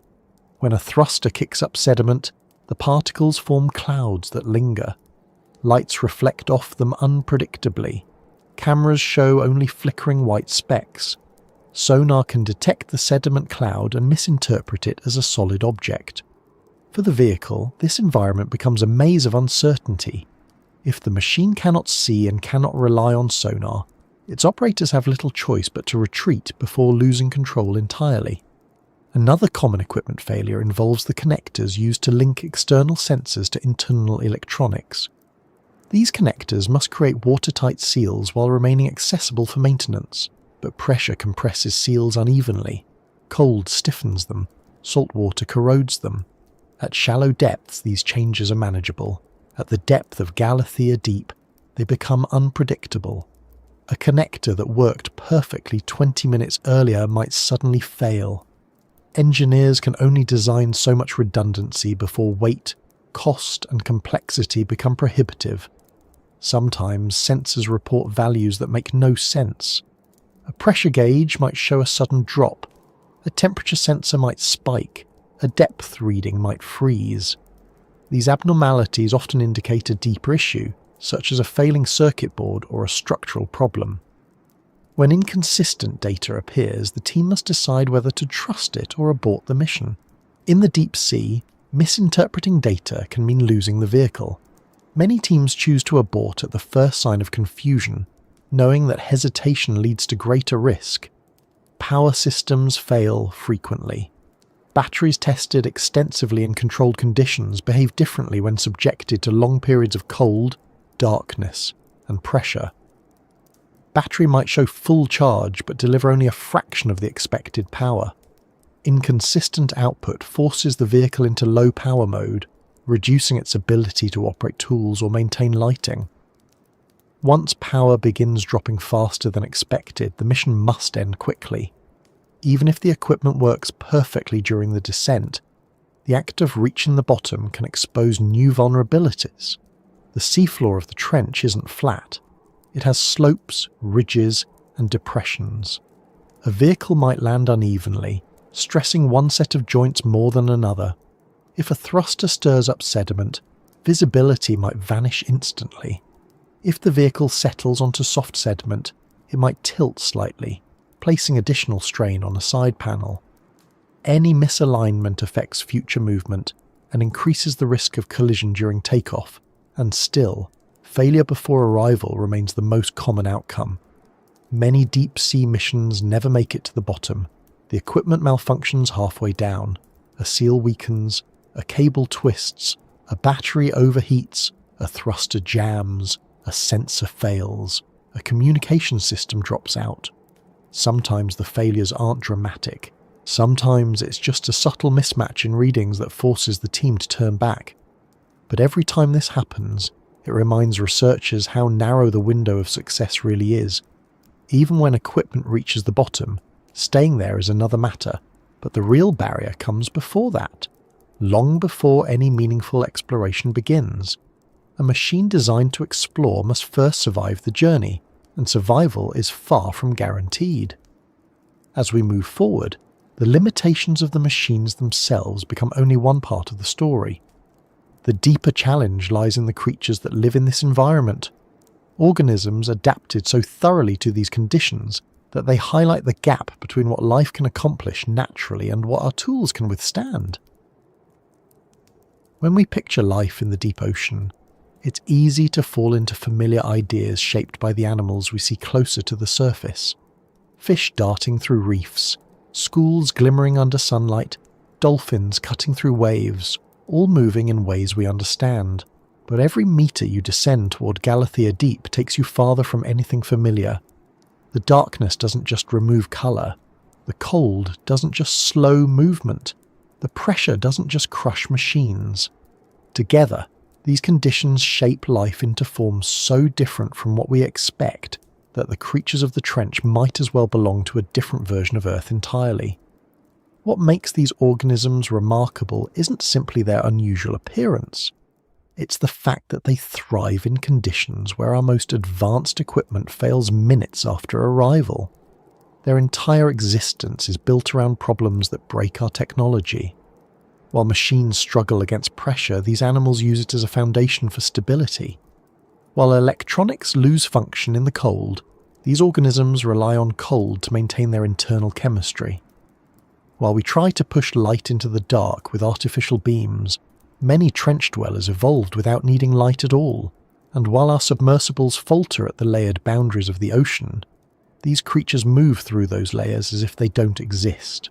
It's tempting to imagine them as alien, but they're not alien to the trench. They are perfectly natural for it. We're the ones who don't belong there. One of the most common misconceptions about deep-sea creatures is that they must all look monstrous simply because they live without light. Some do appear unusual, with elongated limbs, transparent skin, or strange mouths. But many are small, delicate, and almost unnoticeable in the dark unless illuminated by a passing submersible. Their bodies aren't built to intimidate, they're built to survive. And survival down here requires a completely different set of biological strategies. The first adaptation most organisms possess is pressure tolerance. At the depth of Galathea deep, their bodies aren't filled with gas-filled cavities the way surface animals are. They don't have air pockets that would collapse. Instead, their internal chemistry uses dissolved compounds and fluid-filled chambers that behave predictably under intense pressure. Their proteins are structured differently as well. Proteins in surface life begin to fold improperly under high pressure, destroying normal function. Deep-sea proteins contain special molecular features that maintain flexibility and structure even under crushing force.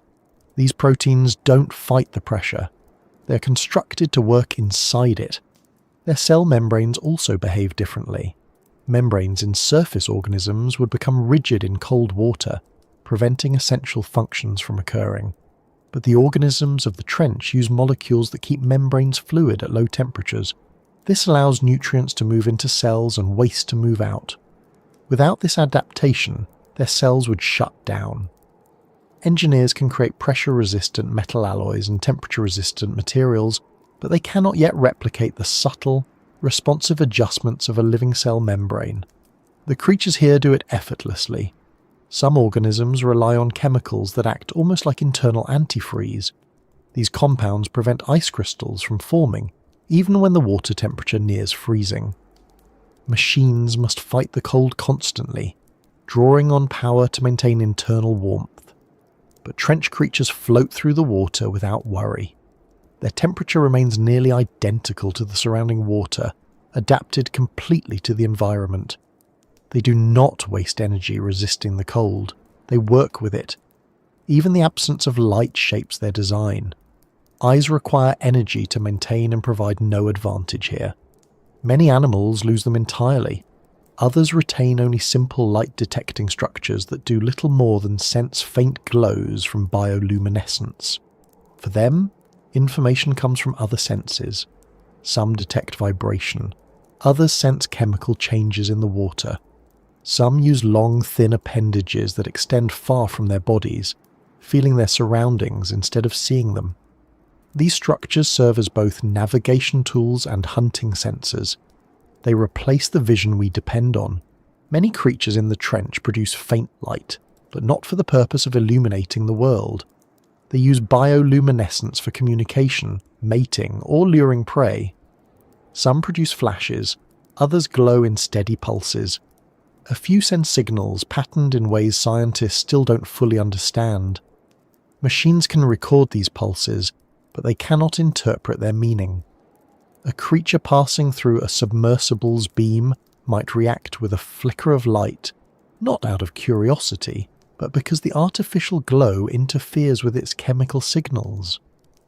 Disturbing the natural signalling system makes observation even harder. Then there are the gelatinous species, fragile-looking organisms that possess little structural rigidity, but survive extreme pressure because their bodies match the density of the surrounding water. They don't have to withstand pressure, their bodies transmit it instead. Machines cannot use this strategy. They require rigid structures. They need internal pressure different from the outside world. But gelatinous organisms settle comfortably into a world that would flatten us instantly. Their frailty, paradoxically, becomes strength. The snailfish found in trenches like the Mariana system are a perfect example. Their bones are minimal, their bodies soft, their tissues flexible. They live at depths so extreme that the pressure becomes a stabilizing force. Remove them from that environment and they would fall apart. Their biology depends on the world we find hostile. These fish move gracefully in the dark. Navigating terrain machines struggle to interpret even with advanced sensors. They feed on amphipods and other small creatures that drift through the trench. They breed in low-light conditions. Their entire existence is tuned to a world our technology isn't built to handle. Amphipods themselves demonstrate another adaptation. Pressure-resistant exoskeletons made from materials different from those of shallow water species. Their chemistry, especially in the structure of their shells, incorporates metals in ways that make them sturdier under pressure. Studying these shells could provide insights into new types of deep-resistant materials, but retrieving them without damage is extraordinarily difficult. Once brought to the surface, the pressure change alters their structure. Many samples crack or deform before researchers can study them. Other organisms rely on chemical interactions at the bottom of the trench. Some bacteria use the limited nutrients present in the cold sediment. Some feed on organic matter that falls slowly from the surface. Others rely on chemical gradients created by the movement of deep water against geological formations. Machines can measure these gradients only briefly because their sensors lose calibration quickly in the cold and layered conditions. The organisms, by contrast, live in perfect balance with them. Some species move so slowly that researchers aren't sure whether they are drifting or actively swimming. Their metabolism operates at a fraction of the speed of surface organisms. Because energy is scarce, their bodies conserve it in every way possible. They move with the water rather than against it. They feed rarely and grow slowly. Their lifespans might extend for decades or centuries. These long, slow rhythms make them difficult to observe because the timescale of their activity doesn't match the duration of the deep-sea dive. Machines stay for hours. These organisms live on timescales that make hours irrelevant. Predatory species that dwell in the trench evolve different strategies.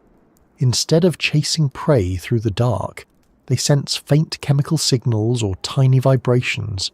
They strike only when opportunities present themselves.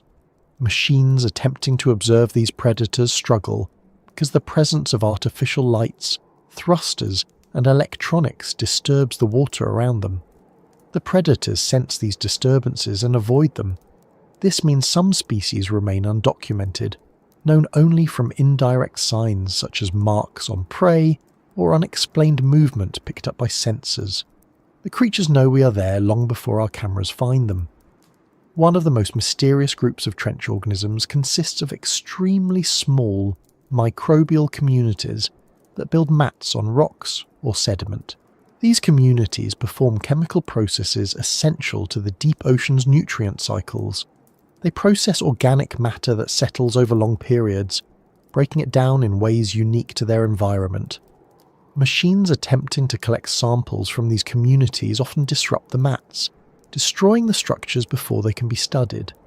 Even gentle flow from a submersible thruster can erase hours or years of microbial activity. The organisms themselves aren't fragile, but their environments are. Some organisms in the trench remain invisible to cameras entirely, not because they're too small, but because they reflect almost no light. Their bodies are so adapted to darkness that artificial light has little effect on them. They remain indistinct shapes, blending into the black water around them. Even specialized low-light cameras struggle to detect them. Their presence is often inferred from changes in water chemistry or movement recorded on sensitive equipment. What's especially fascinating is that many of these creatures developed these adaptations without ever encountering humans or machines. They evolved in isolation from everything we build. Their world has been stable for millions of years. Pressure does not change. Temperature does not change. Darkness does not change. They evolved to fit this environment so precisely that any attempt we make to observe them must interfere with their natural state. Our presence disturbs sediment, changes water flow, inserts artificial light, creates vibrations, and introduces sounds they aren't adapted to interpret. Every action we take disrupts something. This is one of the greatest challenges of deep ocean biology. The act of observing changes the conditions in which the creatures live.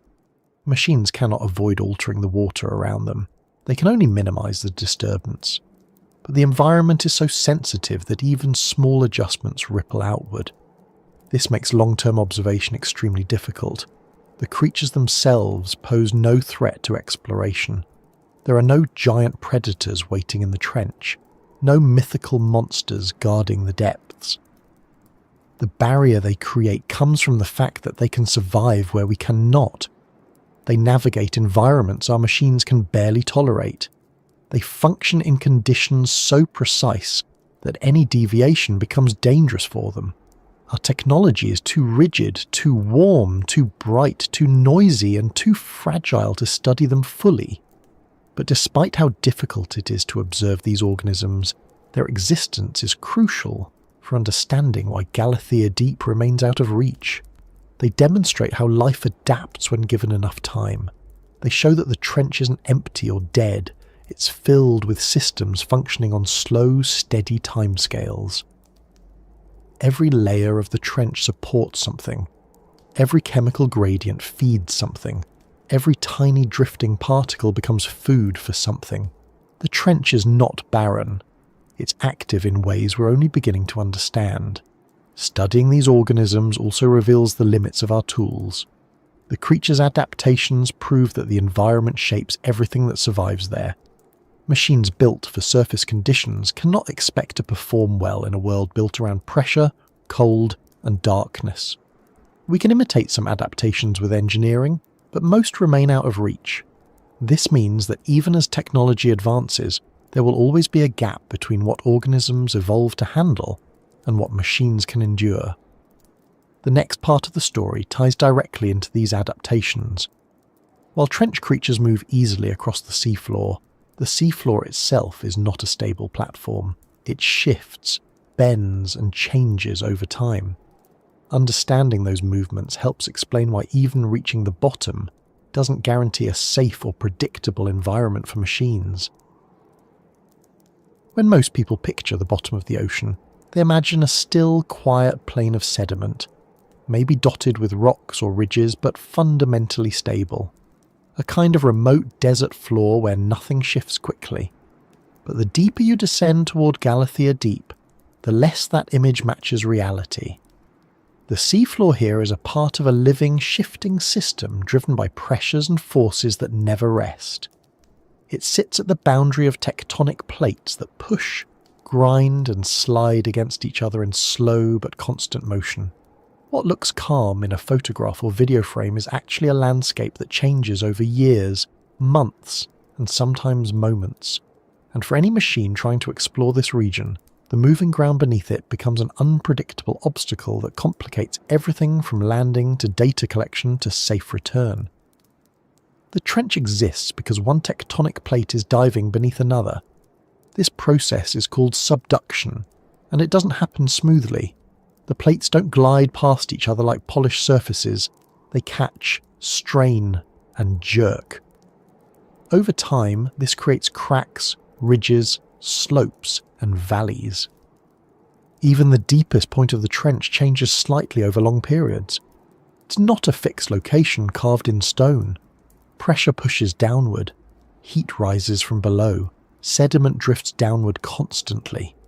Everything contributes to a world where stability is temporary. For a submersible reaching the bottom of Galathea Deep, this means the landscape is nothing like a flat floor. It's a steep, uneven environment with loose sediment in some places and hardened rock in others. A slope may look shallow but actually be steep.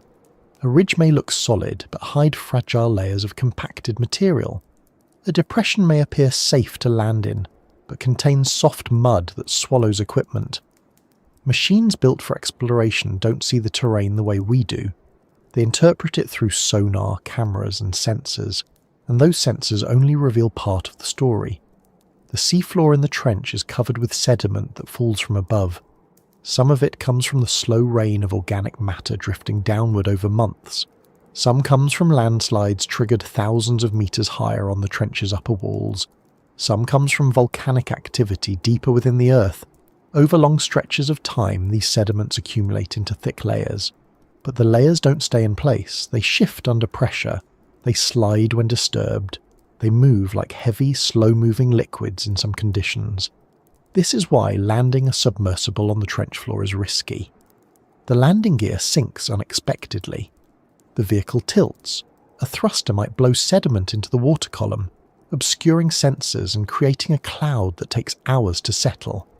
A slight tilt can shift weight onto joints that weren't designed to carry it, and if the machine is resting on unstable ground, a small tremor could cause the sediment beneath it to shift suddenly. The vehicle doesn't have legs designed for reaction. It can't brace itself. It simply rests wherever it settles. And if that resting point isn't firm, the vehicle becomes vulnerable. Many researchers compare landing on the trench floor to stepping onto deep snow with uneven ice underneath. Every point of contact can behave differently.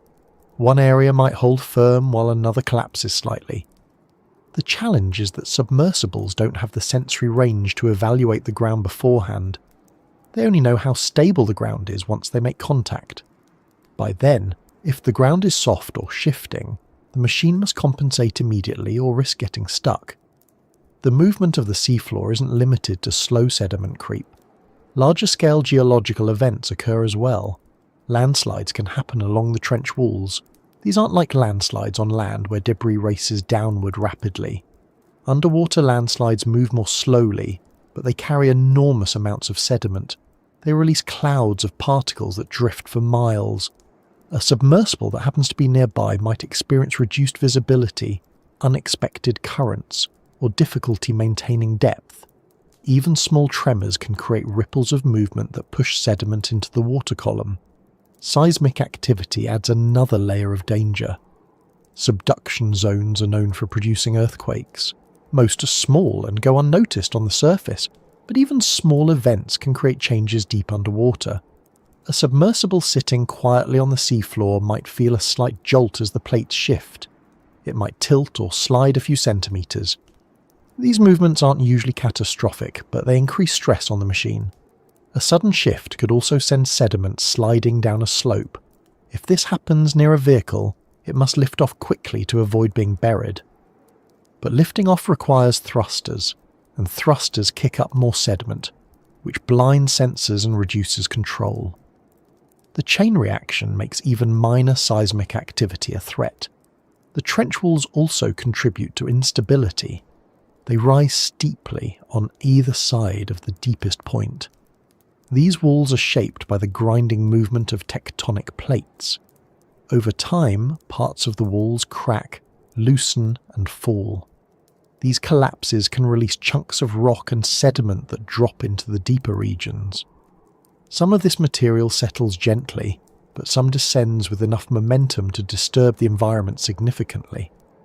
Machines navigating near the walls must remain cautious.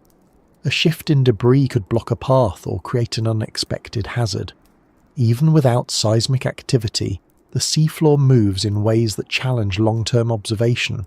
Sediment drifts gradually, covering instruments left behind. If scientists deploy a long-term sensor or camera, they must consider how quickly sediment will bury it.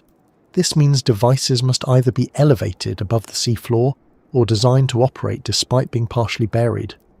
Both options add complexity. Elevating a device makes it more vulnerable to currents.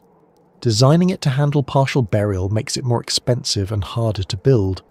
The seafloor also hosts biological activity that affects movement. Certain organisms burrow through the sediment, creating tiny tunnels.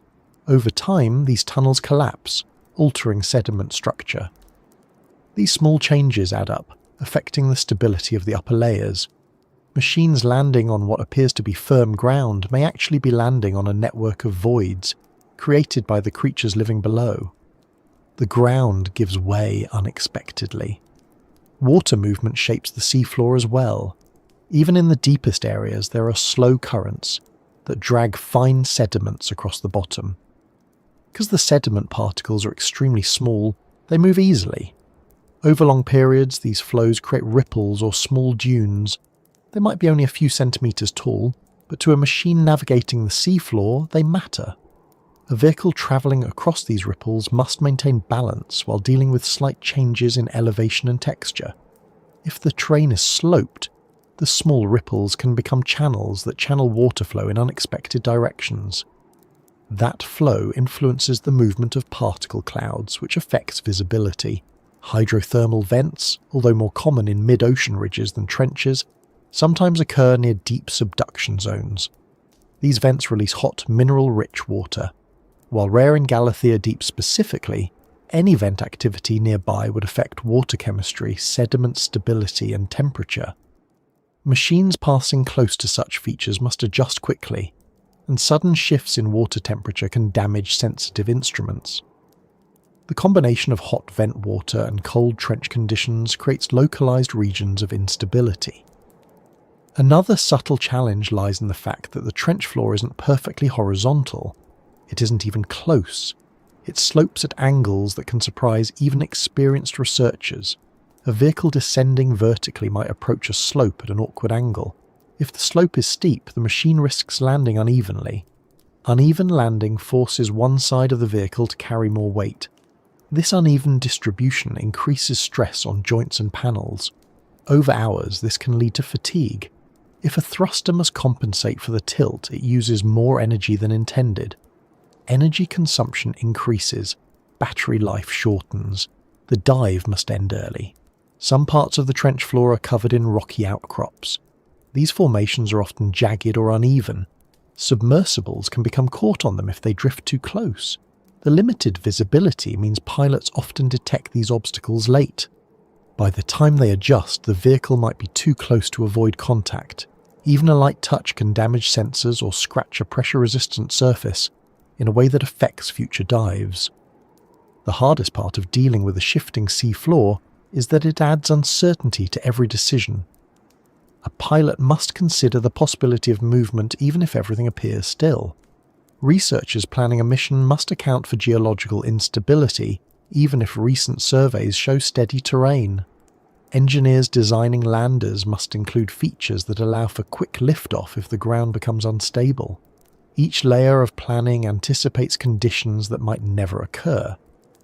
But the possibility is enough to justify the caution. Submersibles that use legs to land face unique challenges. The legs must distribute weight evenly across uneven ground. If one leg sinks into soft sediment, the vehicle tilts. If it tilts too far, cameras and instruments end up angled awkwardly. Thrusters must correct the tilt. But correction produces water flow that stirs sediment. Sediment reduces visibility. Reduced visibility makes correction harder. A cycle begins that stresses the machine and shortens the mission. Autonomous landers avoid the problem of piloted landings, but they face similar risks. They drop to the trench floor with minimal maneuvering. If they land on unstable ground, they may not be able to adjust. Some have tipped over, becoming useless. Others have sunk into thick sediment to the point where retrieval becomes difficult. Engineers sometimes attach flotation systems to these landers so they can rise even if partially buried. But flotation systems can fail, and even if they succeed, the rising lander can stir sediment, contaminate samples, or damage instruments. The movement of the seafloor also affects long-term deployments. A sensor placed on the bottom may shift slightly over weeks due to sediment creep. This shift affects the sensor's calibration. Data becomes less reliable. A camera positioned to observe a specific region might end up facing the wrong direction months later. A chemical sampling station might become buried. To operate in such an environment long-term, devices need to anchor themselves or adjust automatically. Anchors risk becoming stuck. Automatic adjustments require energy and complexity. The deeper the system, the more difficult these solutions become.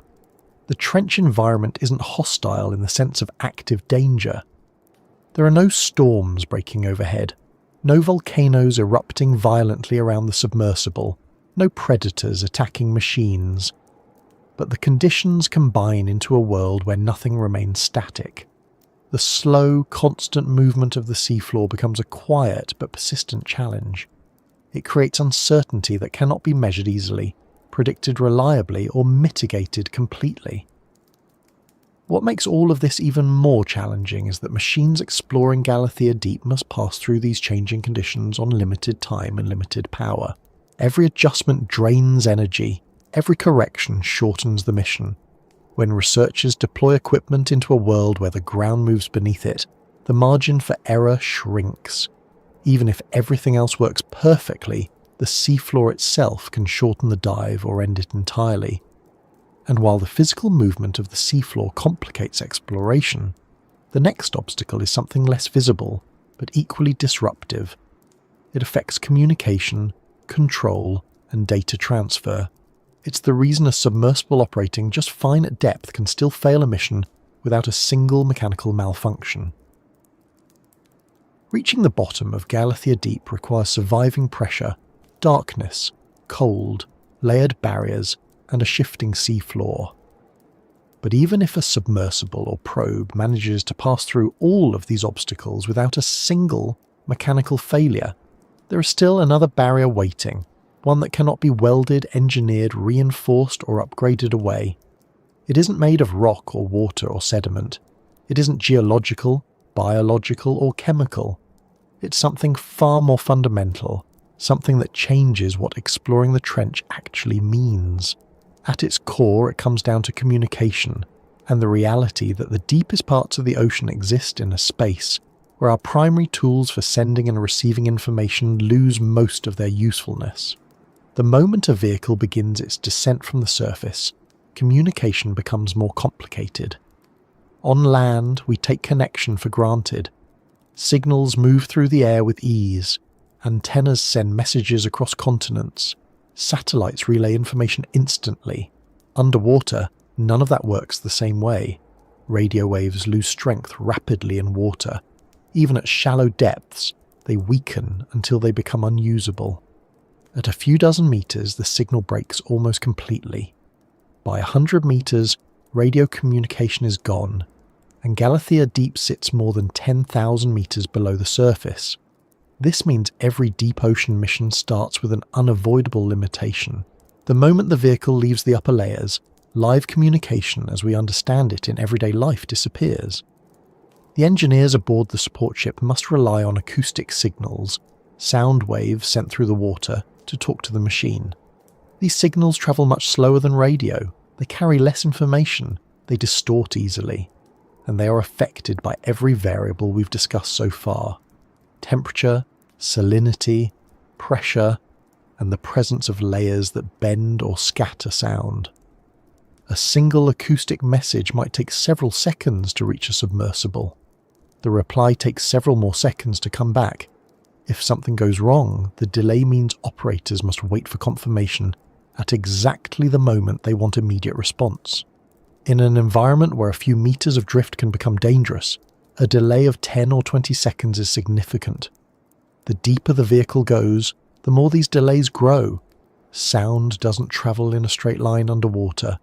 It bends downward, upward, or sideways, depending on the density of the surrounding layers. If water temperature changes slightly at one depth, the sound path curves. If salinity differs slightly at another, the path bends again. By the time the signal reaches the submersible, it might have travelled in an arc. When the sub sends its reply, the return path might follow the same arc or a different one depending on environmental shifts. This makes even the most basic communication uncertain. A short message might arrive as garbled noise. A simple instruction like a send or turn 10 degrees to port might be delayed to the point where the machine has already drifted beyond the point where that instruction makes sense. Operators must build in safety margins. They must assume communication issues will occur. They must avoid sending too many instructions in too little time, because the messages might arrive out of order or overlap. Another complication is interference. Marine life produces constant sound. Some species click, chirp, or pulse. Water movement generates noise. The ship on the surface creates vibrations. Sediment hitting the sea floor makes faint rumbles. All these noises travel through water and overlap with the acoustic frequencies used by the submersible. Engineers carefully tune the frequencies they use, selecting ones that minimize interference. But the ocean is unpredictable. A sudden shift in current might move sediment. A school of small creatures might pass through an area where sound waves are travelling. Underwater noise doesn't behave the way noise does in air. It carries farther, bends more, and fills space with overlapping waves that can mask or distort the signals the vehicle depends on. Even when the acoustic signal reaches the vehicle clearly, the amount of data it can carry is extremely small. Deep-sea communication cannot handle high-bandwidth streams. Live video is impossible. Large datasets cannot be transmitted until the machine returns to the surface. This means operators often guide the machine through still images or sparse sensor information, rather than fluid video feeds. They might get a frame every several seconds instead of continuous movement. If the camera turns to face a ridge or interesting geological feature, they see it in pieces, not as a smooth sweep. Making decisions based on fragmented data requires experience and patience. The operators must interpret what they see, while accounting for the fact that the vehicle moves slowly, the environment is unpredictable, and communication delays prevent quick adjustments. The longer a dive lasts, the more cumulative these communication challenges become. A machine operating in the trench must respond to instructions that are always slightly out of sync with the present moment. The vehicle hears the ship as it sounded seconds earlier, and the ship hears the vehicle as it was seconds earlier. No one gets a real-time picture. Everything is shifted. This isn't a problem in shallow water, where the environment changes slowly. In Galathea Deep, where sediment shifts, terrain surprises and visibility is limited, delayed decision-making becomes a serious risk. To compensate, engineers program submersibles with autonomous behaviour. If communication is lost temporarily, the vehicle switches into safe mode. It holds position or rises slowly until signal returns. In theory, this protects the machine. In practice, the environment complicates the process. Holding position in layered water is difficult. Rising through twisted sound paths means the vehicle might temporarily move into areas where communication becomes worse before it gets better. Autonomous ascent requires power. If power is low, the vehicle may not rise quickly. If it rises too slowly, currents push it off course. If it rises too quickly, it risks structural stress. Every autonomous decision involves compromise. Some expeditions use tethered vehicles to avoid these issues. A long cable connects the machine to the support ship, transmitting power and data directly. This provides stable communication, but introduces new problems. A tether thousands of meters long weighs a great deal, pulls on the vehicle constantly, and behaves unpredictably when crossing layered boundaries. It drags in currents. It vibrates in water movement. It can snag on ridges. It twists. Engineers design tethers to handle these conditions, but no tether can eliminate the risk. If it breaks, the machine loses all connection instantly. Even satellite-linked buoys cannot solve this problem, because the buoy still must transmit signals through water first. The ocean simply does not permit stable electromagnetic communication at depth. It doesn't matter how advanced the antenna is, or how strong the transmitter becomes. Water absorbs the signal, pressure distorts electronics, darkness offers no help. Cold slows reaction time, layered barriers bend the path. No antenna can change these physics. This limitation shapes the entire experience of trench exploration. When a machine moves through water, it must rely on instructions given moments earlier. When it approaches a slope, the pilot sees the slope after the machine has already begun responding to it. If a sudden drop appears in the terrain, it might take 10 or 15 seconds for the information to reach the ship, and another 10 or 15 seconds for new instructions to reach the vehicle. even with careful planning, mistakes happen. A slight misjudgment caused by communication lag can end a mission. Sometimes the communication problem isn't obvious until later. Data might appear normal on the way down, only for the team to realise during ascent that some of the depth readings were inconsistent because a sound path bent unexpectedly. Or a coordinate might be off by a few dozen metres, altering the entire interpretation of a sample's origin. These small errors accumulate. Scientists must analyse mission data carefully, correcting for the known communication limitations. This is one reason why knowledge of Galathea Deep expands slowly. Even if a machine performs perfectly mechanically, communication restricts how much can be done in the limited time available at depth. Operators must allocate time for handling communication delays, position corrections, and navigation adjustments. By the time these challenges are managed, little time remains for detailed observation. Communication problems also affect retrieval. When it's time for the vehicle to return to the surface, the ascent plan must be communicated clearly and interpreted correctly. If the acoustic connection weakens, a critical instruction may not reach the vehicle. In that case, the machine must follow pre-programmed behaviour. It might ascend automatically after a set period. But if the operator needs it to rise sooner or faster, the inability to relay that instruction becomes an operational risk. Surfacing in the wrong spot can be dangerous due to waves, currents, or nearby hazards. And because the vehicle cannot carry enough energy for complex fail-safe decisions, lost communication means fewer options.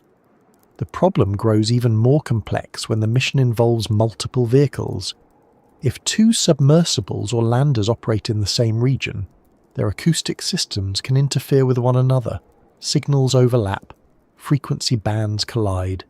Engineers attempt to coordinate frequencies carefully, but the underwater environment bends and spreads sound waves unpredictably. One vehicle might hear another signal faintly and interpret it as noise, or worse, interpret it as part of its own command sequence. This makes coordinated missions rare. Most expeditions use a single deep diving system at a time.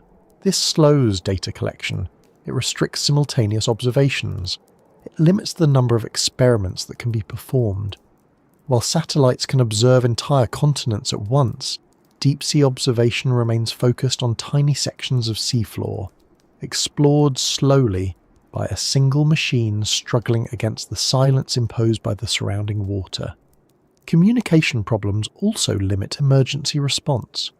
If something goes wrong inside the vehicle, if pressure causes a partial crack, or if power drops suddenly, the machine sends a signal.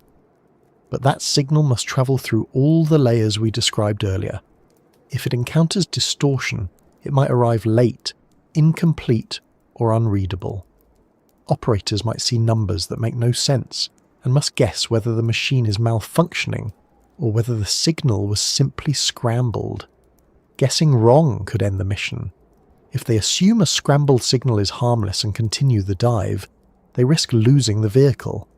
If they assume the worst and abort the mission, they lose precious time at depth.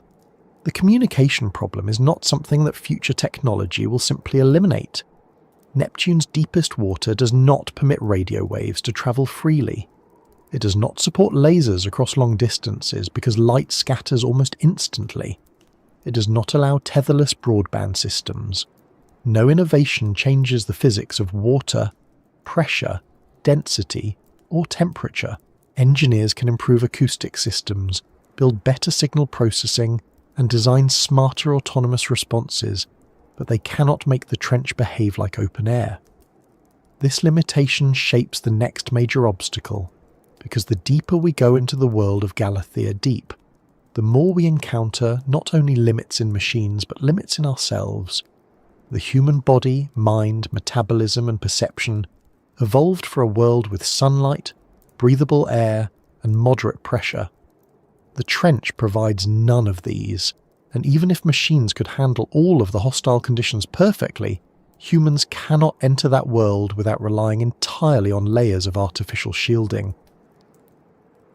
For all the engineering challenges that stand between us and Galathea Deep, there is another layer of limitation that sits closer to home. It isn't made of metal or electronics. It doesn't crack under pressure or corrode in salt water. It doesn't fall out of calibration or lose power. It's much simpler and far harder to overcome. Even if our machines were perfect, even if they could travel to the bottom of the trench with ease and operate for as long as we needed, there is still the matter of our own bodies. Bodies that evolved in an environment utterly different from the one they would need to enter. No matter how advanced deep-sea technology becomes, we remain creatures built for air, sunlight, and moderate pressure. The trench is not a place we can visit directly without surrounding ourselves in layers of artificial protection. And those layers come with their own limits. When people imagine deep-sea exploration, many picture a diver sinking through blue water in a sleek suit, like something from an adventure film. But even the best diving suits in the world operate at a fraction of the pressures found at the deepest ocean trenches. Traditional scuba divers rarely go past 40 meters without significant risk. Professional divers trained for extreme missions may descend a few hundred meters with specialized gas mixtures. But thousands of meters, no suit, no training, and no human body can approach that without failing instantly. Pressure is the most obvious barrier. Human bodies contain gases in our lungs, in our sinuses, in the spaces between tissues. Under massive pressure, these gases compress. At shallow depths, this can cause discomfort or minor injury. Farther down, it becomes life-threatening. At Hadal depths, it becomes instantly fatal. The pressure at Galathea Deep is more than 1,000 times greater than the pressure at the surface. That force doesn't simply press on the outside of the body. It acts on every molecule, every cell membrane, every gas pocket. Without protection, the body would collapse before a person even realized anything had happened. Specialized atmospheric diving suits can protect divers to a few hundred meters by maintaining internal pressure, but beyond that range, their structure becomes too unwieldy. The materials required to withstand deeper pressures become so thick and heavy that mobility disappears. A suit meant for thousands of meters would need to be a rigid sphere or something close to it, leaving the diver no ability to move arms or legs. At that point, calling it a suit becomes inaccurate. It becomes a small submersible, and the person inside becomes a passenger rather than a diver. Then there's temperature. Even if a theoretical suit could protect against pressure, it would need to handle near-freezing water without letting the diver lose heat. The cold of the trench is relentless. It strips warmth faster than almost any natural environment on Earth. A human placed in that water, even with substantial insulation, would lose body heat faster than they could generate it. Hypothermia wouldn't take minutes. It would take seconds. Any protective system strong enough to resist that heat loss would need its own power source, its own circulation system, and its own thermal regulation, adding even more complexity and weight to an already impossible design. Breathing is another problem. At extreme pressures, normal air becomes toxic. Oxygen becomes poisonous at high partial pressures. Nitrogen becomes narcotic. Helium, often used for deep dives, behaves differently at increased pressure and temperature. Breathing any gas at 1,000 atmospheres becomes pointless because the molecules behave in ways that disrupt neurological function. This is why deep sea vehicles maintain the same internal pressure as the surface. Human physiology depends on stable atmospheric pressure to function predictably. As soon as that stability disappears, so does the body's ability to operate normally. But even if pressure, cold, and breathing could somehow be solved, the environment introduces another barrier: darkness. The human eye is adapted for a world with sunlight. In total darkness, even with artificial lights, vision becomes limited, and the lights themselves create problems. They illuminate only small areas, leaving everything else invisible. For a diver, this lack of context would be disorienting. The brain depends on peripheral cues to maintain balance and orientation. Without them, perception becomes unreliable. Pilots of deep-sea submersibles often report feeling unsure of direction or motion, even inside a stable pressurized cabin. For a person outside, surrounded by moving water and lacking visual reference points, the confusion would be overwhelming. Even the slightest movement could feel exaggerated. A slow current might pull subtly on a diver without them realizing it. A slight change in buoyancy might shift their depth imperceptibly. They wouldn't feel themselves drifting. They wouldn't sense a slope beneath them. They wouldn't see a ridge approaching. They would be enclosed in darkness so absolute they'd lose the ability to gauge distance, direction, or speed. And that's assuming they could move at all. In reality, a pressure-resistant suit heavy enough to survive the trench would likely immobilize the wearer. Moving arms and legs under thousands of atmospheres of pressure, even inside a protective shell, requires mechanisms so strong and so finely engineered that they resemble robotic actuators more than joints. Any movement would be slow, awkward, and energy-intensive. This is why even modern suits capable of descending to moderate depths rely on rigid shells with limited articulation. Another issue rarely discussed is the psychological effect. Humans are not adapted to exist in environments with no sensory cues. At depth, sound becomes muted and strange. Light becomes scarce or absent. Direction becomes ambiguous. The mind, deprived of familiar feedback, begins struggling to interpret anything. People in deep-sea habitats closer to the surface already experience disorientation and stress, even when surrounded by artificial lighting and breathable air. Now imagine being far deeper, encased in a heavy protective shell, with no clear sense of surroundings and no reliable communication. Panic, even in trained individuals, becomes a real possibility, and panic underwater is lethal. All of these limitations make human presence in the trench effectively impossible, without relying completely on a submersible. And once inside a submersible, humans face another set of limitations: space, power, pressure, resistant life support, and navigation demands. Crewed deep-sea vehicles capable of visiting the Hadal Zone are extraordinarily rare. They must be spherical because spheres handle pressure best. They must be built from materials strong enough to resist collapse. They must contain life support systems that maintain breathable air and safe temperature for hours. They must carry batteries or power systems that can handle the long descent, bottom time, and ascent. Every element adds weight. That weight requires more buoyancy. Buoyancy systems add more complexity. The deeper the dive, the more tightly everything must function. Inside these vehicles, the environment is cramped. The pressure outside might be enough to crush metal, but inside everything must remain at 1 atmosphere. Even slight leaks can cause condensation, electrical issues, or air contamination. Divers cannot simply step outside. They must remain inside this small space for the entire mission. That confinement affects planning. A crewed sub cannot carry large sample containers, heavy instruments, or bulky sensors. It cannot maneuver as close to certain structures. It cannot risk areas where sediment might bury it. It cannot linger indefinitely because power is limited. Every minute spent correcting drift or navigating rough terrain reduces the time available for scientific work. And then there is the ascent. Returning from these depths takes hours. Humans cannot simply rise quickly because of risks related to rapid pressure changes inside the vessel's components. Even though the cabin remains at 1 atmosphere, the exterior experiences shifting forces as the vessel rises. The engineering tolerances must accommodate gradual changes. A rapid ascent could induce stresses that machines cannot handle, endangering the crew. This limits emergency responses.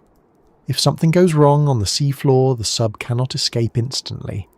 It must follow a slow, controlled ascent even in urgent situations. Communication further complicates this. As discussed earlier, acoustic messaging is the only reliable method, and it comes with delays. A crew experiencing a mechanical problem must wait for instructions. Those instructions may arrive slowly or incompletely. If the sub must descend, operators on the surface must track it, but sound paths distort with depth. Losing track of a rising crewed submersible, even briefly, creates serious risk because recovery becomes difficult. These limitations mean human exploration of the trench is extremely rare. Most of what we know comes from unmanned vehicles, machines that can risk failure without endangering lives. Humans simply cannot operate directly in Galathea Deep. We can observe, interpret, and theorize from the safety of pressurized capsules or surface vessels, but we cannot exist in that world naturally. Our physiology works in partnership with air pressure, sunlight, temperature, chemistry, and sensory cues that the trench does not provide. Another subtle limitation is the endurance of human concentration. Pilots monitoring a submersible rely on long stretches of intense focus, watching shadowy camera feeds, interpreting sonar, tracking depth changes, and adjusting navigation, all while contending with communication delays, requires mental stamina. Even experienced operators become fatigued, and fatigue increases risk. A misread display or delayed reaction can lead to collision with terrain, entanglement with the tether, or misjudged ascent timing.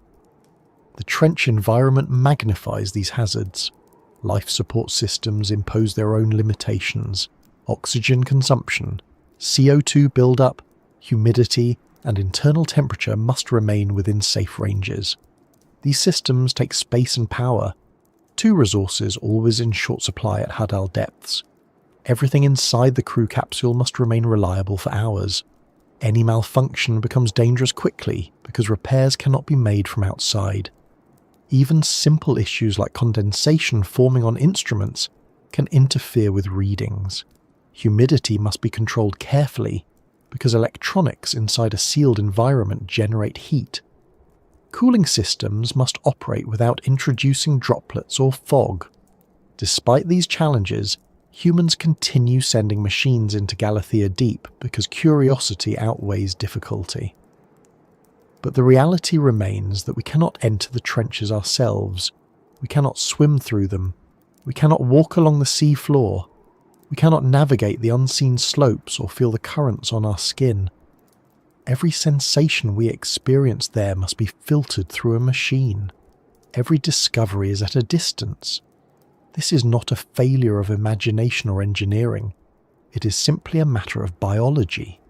The trench is a world shaped by pressure, cold, and darkness, conditions stable and absolute. Our bodies evolved for environments that change over hours, not millions of years. The trench does not adapt to us. We must adapt to it through tools, and those tools come with limits we cannot escape. As we reach toward the end of this journey, there is one final truth to consider. For all the obstacles, all the dangers, all the layers of resistance, there is a deeper reason Galathea Deep remains out of reach, one that has nothing to do with machinery or biology. Some places on Earth remain mysterious, not because we cannot get there, but because the environment itself restricts what can be known. At the very bottom of the deepest ocean, the world hides more than it reveals. When people talk about Earth's unexplored places, their minds often jump to distant planets, hidden forests or remote deserts. But the most unexplored place of all is much closer than any of those. It lies beneath us, below the waves, below the visible world, below the parts of the ocean that fishing boats skim across and research ships measure. It sits in darkness so complete that no sunbeam has ever touched it, in silence shaped by pressure that bends metal, in cold older than the first creatures that swam the surface. And even though we have visited it with machines, even though we have maps and data and grainy footage, Galathea Deep remains one of Earth's least understood environments. Not because nobody has tried to study it, but because everything about it narrows what is possible to learn. The idea of an unexplored place often creates an image of something hidden behind a barrier, a cave, a jungle, a remote mountain range. But the trench is not hidden behind a door we need to unlock. It's open water, accessible in principle to any vessel that can travel offshore. The real barrier is that reaching the bottom doesn't mean seeing the whole environment. It means seeing a tiny circle of light surrounded by blackness, layered water, drifting sediment, and pressures that threaten to collapse anything we use to explore it. Even when a submersible makes it all the way down, what it can observe is only a small fraction of what exists there. A few meters of sea floor, a handful of organisms, an isolated slope or ridge, and then time runs out. The machines need to return to the surface long before they've revealed much. That's part of why the trench remains one of the last untold stories on Earth. Every visit is brief, every moment is fragile, every observation depends on machines functioning perfectly in a place where machines rarely perform smoothly. Most environments we explore allow repeat visits with some consistency. Mountain peaks don't change drastically from month to month. Forests shift slowly over decades. Even deserts, despite their harshness, permit extended, detailed study. But the deep sea doesn't. The barriers we've talked about — pressure, cold, darkness, layered water, communication distortions, moving sea floor — combine into a limit on how often we can observe and how much we can learn during each observation. This creates a strange kind of knowledge gap. We know the trench exists, we know its approximate depth, we know some of its geology and chemistry, we've seen a handful of the organisms that live there, but we haven't watched how those organisms behave over time. We haven't followed their life cycles, we haven't studied how they interact, we haven't mapped the entire terrain with detail comparable to what we have for mountain ranges or river systems. We don't know which species live exclusively in one corner of the trench and which travel across larger sections. We don't know how often landslides reshape certain slopes. We don't know whether there are features we have never approached simply because our machines always landed in the same narrow areas. Every dive reveals something, but every dive reveals only something small. Even the simple act of measuring the trench's depth has changed over time. Early measurements suggested one value. Later measurements suggested another. Modern mapping provides a more accurate range, but even now tiny variations remain because sediment shifts, instruments behave unpredictably under pressure, and the trench itself moves subtly over decades due to tectonic activity. It is not a static place we have fully charted. It is a moving system we glimpse occasionally. What makes the trench particularly mysterious is that everything happens slowly enough that human observation, measured in hours per expedition, barely scratches the surface. A community of organisms might only interact visibly once every few days. A chemical exchange might occur steadily over years. Sediment accumulation might unfold over centuries. We send machines that stay for a fraction of a day and expect to understand entire ecosystems built around a different sense of time. Imagine trying to understand a forest by visiting it for 10 minutes once every few years, only at night, only with a flashlight that illuminates a small patch of ground, and only while standing inside a small protective booth that cannot move easily. That is what we do in the trench. It isn't for a lack of effort. It's because the conditions physically restrict us to brief, narrow views. And even during those brief views, the environment resists interpretation. Shadows behave unpredictably because the water absorbs light differently at depth. Cameras struggle to capture motion clearly because particles drift constantly. Biological behavior becomes hard to interpret when creatures are adapted for dark, slow habitats.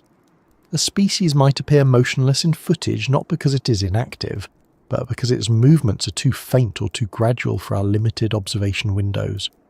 We might assume a region is barren based on a short visit when, in reality, life thrives there on a timescale that doesn't match our instruments.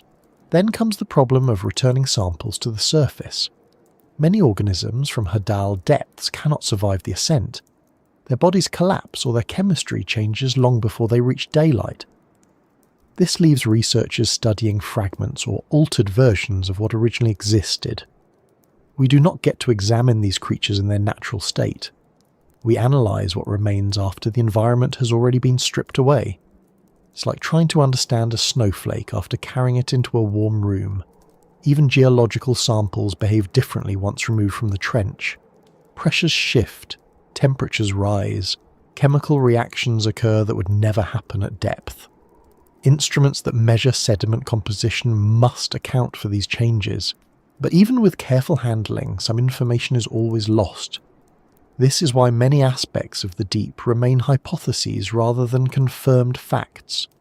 We infer based on the data we can gather, but inference is not the same as direct observation, and the trench rarely offers the clarity needed to turn inference into certainty. Another part of the reason the deep remains an untold story is simply the scale. The Hadal Zone is scattered across trenches around the world. Each trench has its own shape, chemistry, and geological forces. They aren't identical environments repeated in different locations. They are unique worlds separated by thousands of kilometers of ocean. Galathea Deep is one of these worlds. The Mariana Trench holds another, Tonga another, Japan another.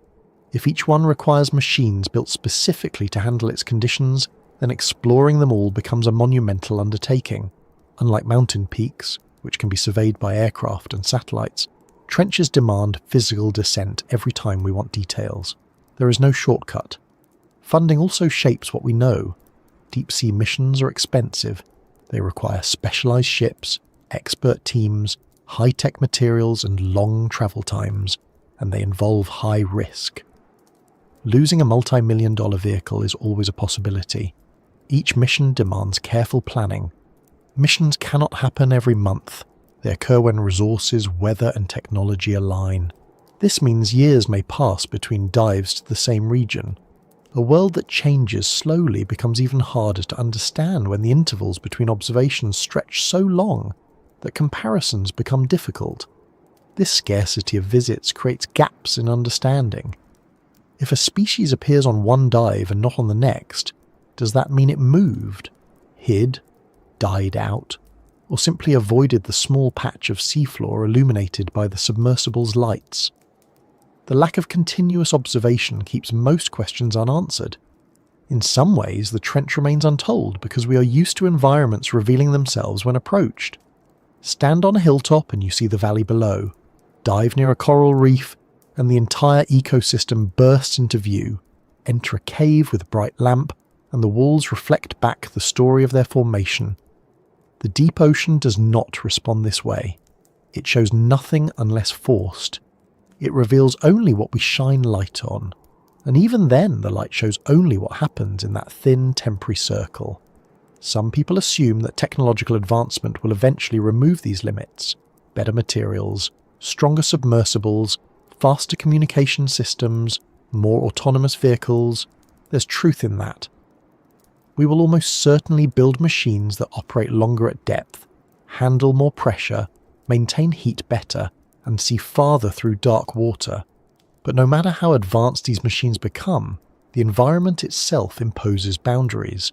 Pressure will always compress, cold will always slow chemical reactions, darkness will always absorb light, layered water will always bend sound, and sediment will always obscure vision when disturbed.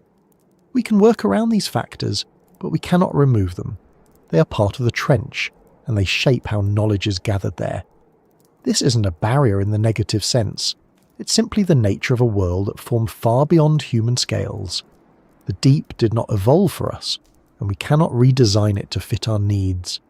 Instead, we study it in small steps, glimpses collected over decades, pieces of information that slowly assemble into something resembling understanding.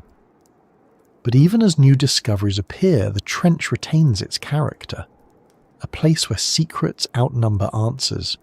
A place where every mission raises more questions than it resolves. A place where certainty remains rare because the environment gives so little away. And strangely, this is part of why the trench captures imagination. For all our advances, for all our satellites, supercomputers, telescopes, and laboratories, there remains a place on Earth where mystery survives. Not because we lack curiosity, not because we lack ability, but because the environment itself demands patience, precision, and humility. Galathea Deep won't give up its story easily. It doesn't resist out of hostility. It simply exists in a form that doesn't translate quickly into human understanding. We approach it with lights and sensors and pressure-resistant hulls, and it responds with silence. We return with a few images, a few samples, some questions answered, Many more opened, and then the trench returns to its dark stillness, as if nothing had happened. There's something grounding in that. A reminder that Earth still holds places beyond our full reach. A reminder that mystery is not a relic of the past. A reminder that some stories unfold slowly because the world itself moves slowly. And one day, with patience and better tools, we'll gather more pieces, not all of them, not enough to claim total understanding, but enough to expand the circle of light slightly farther into the dark.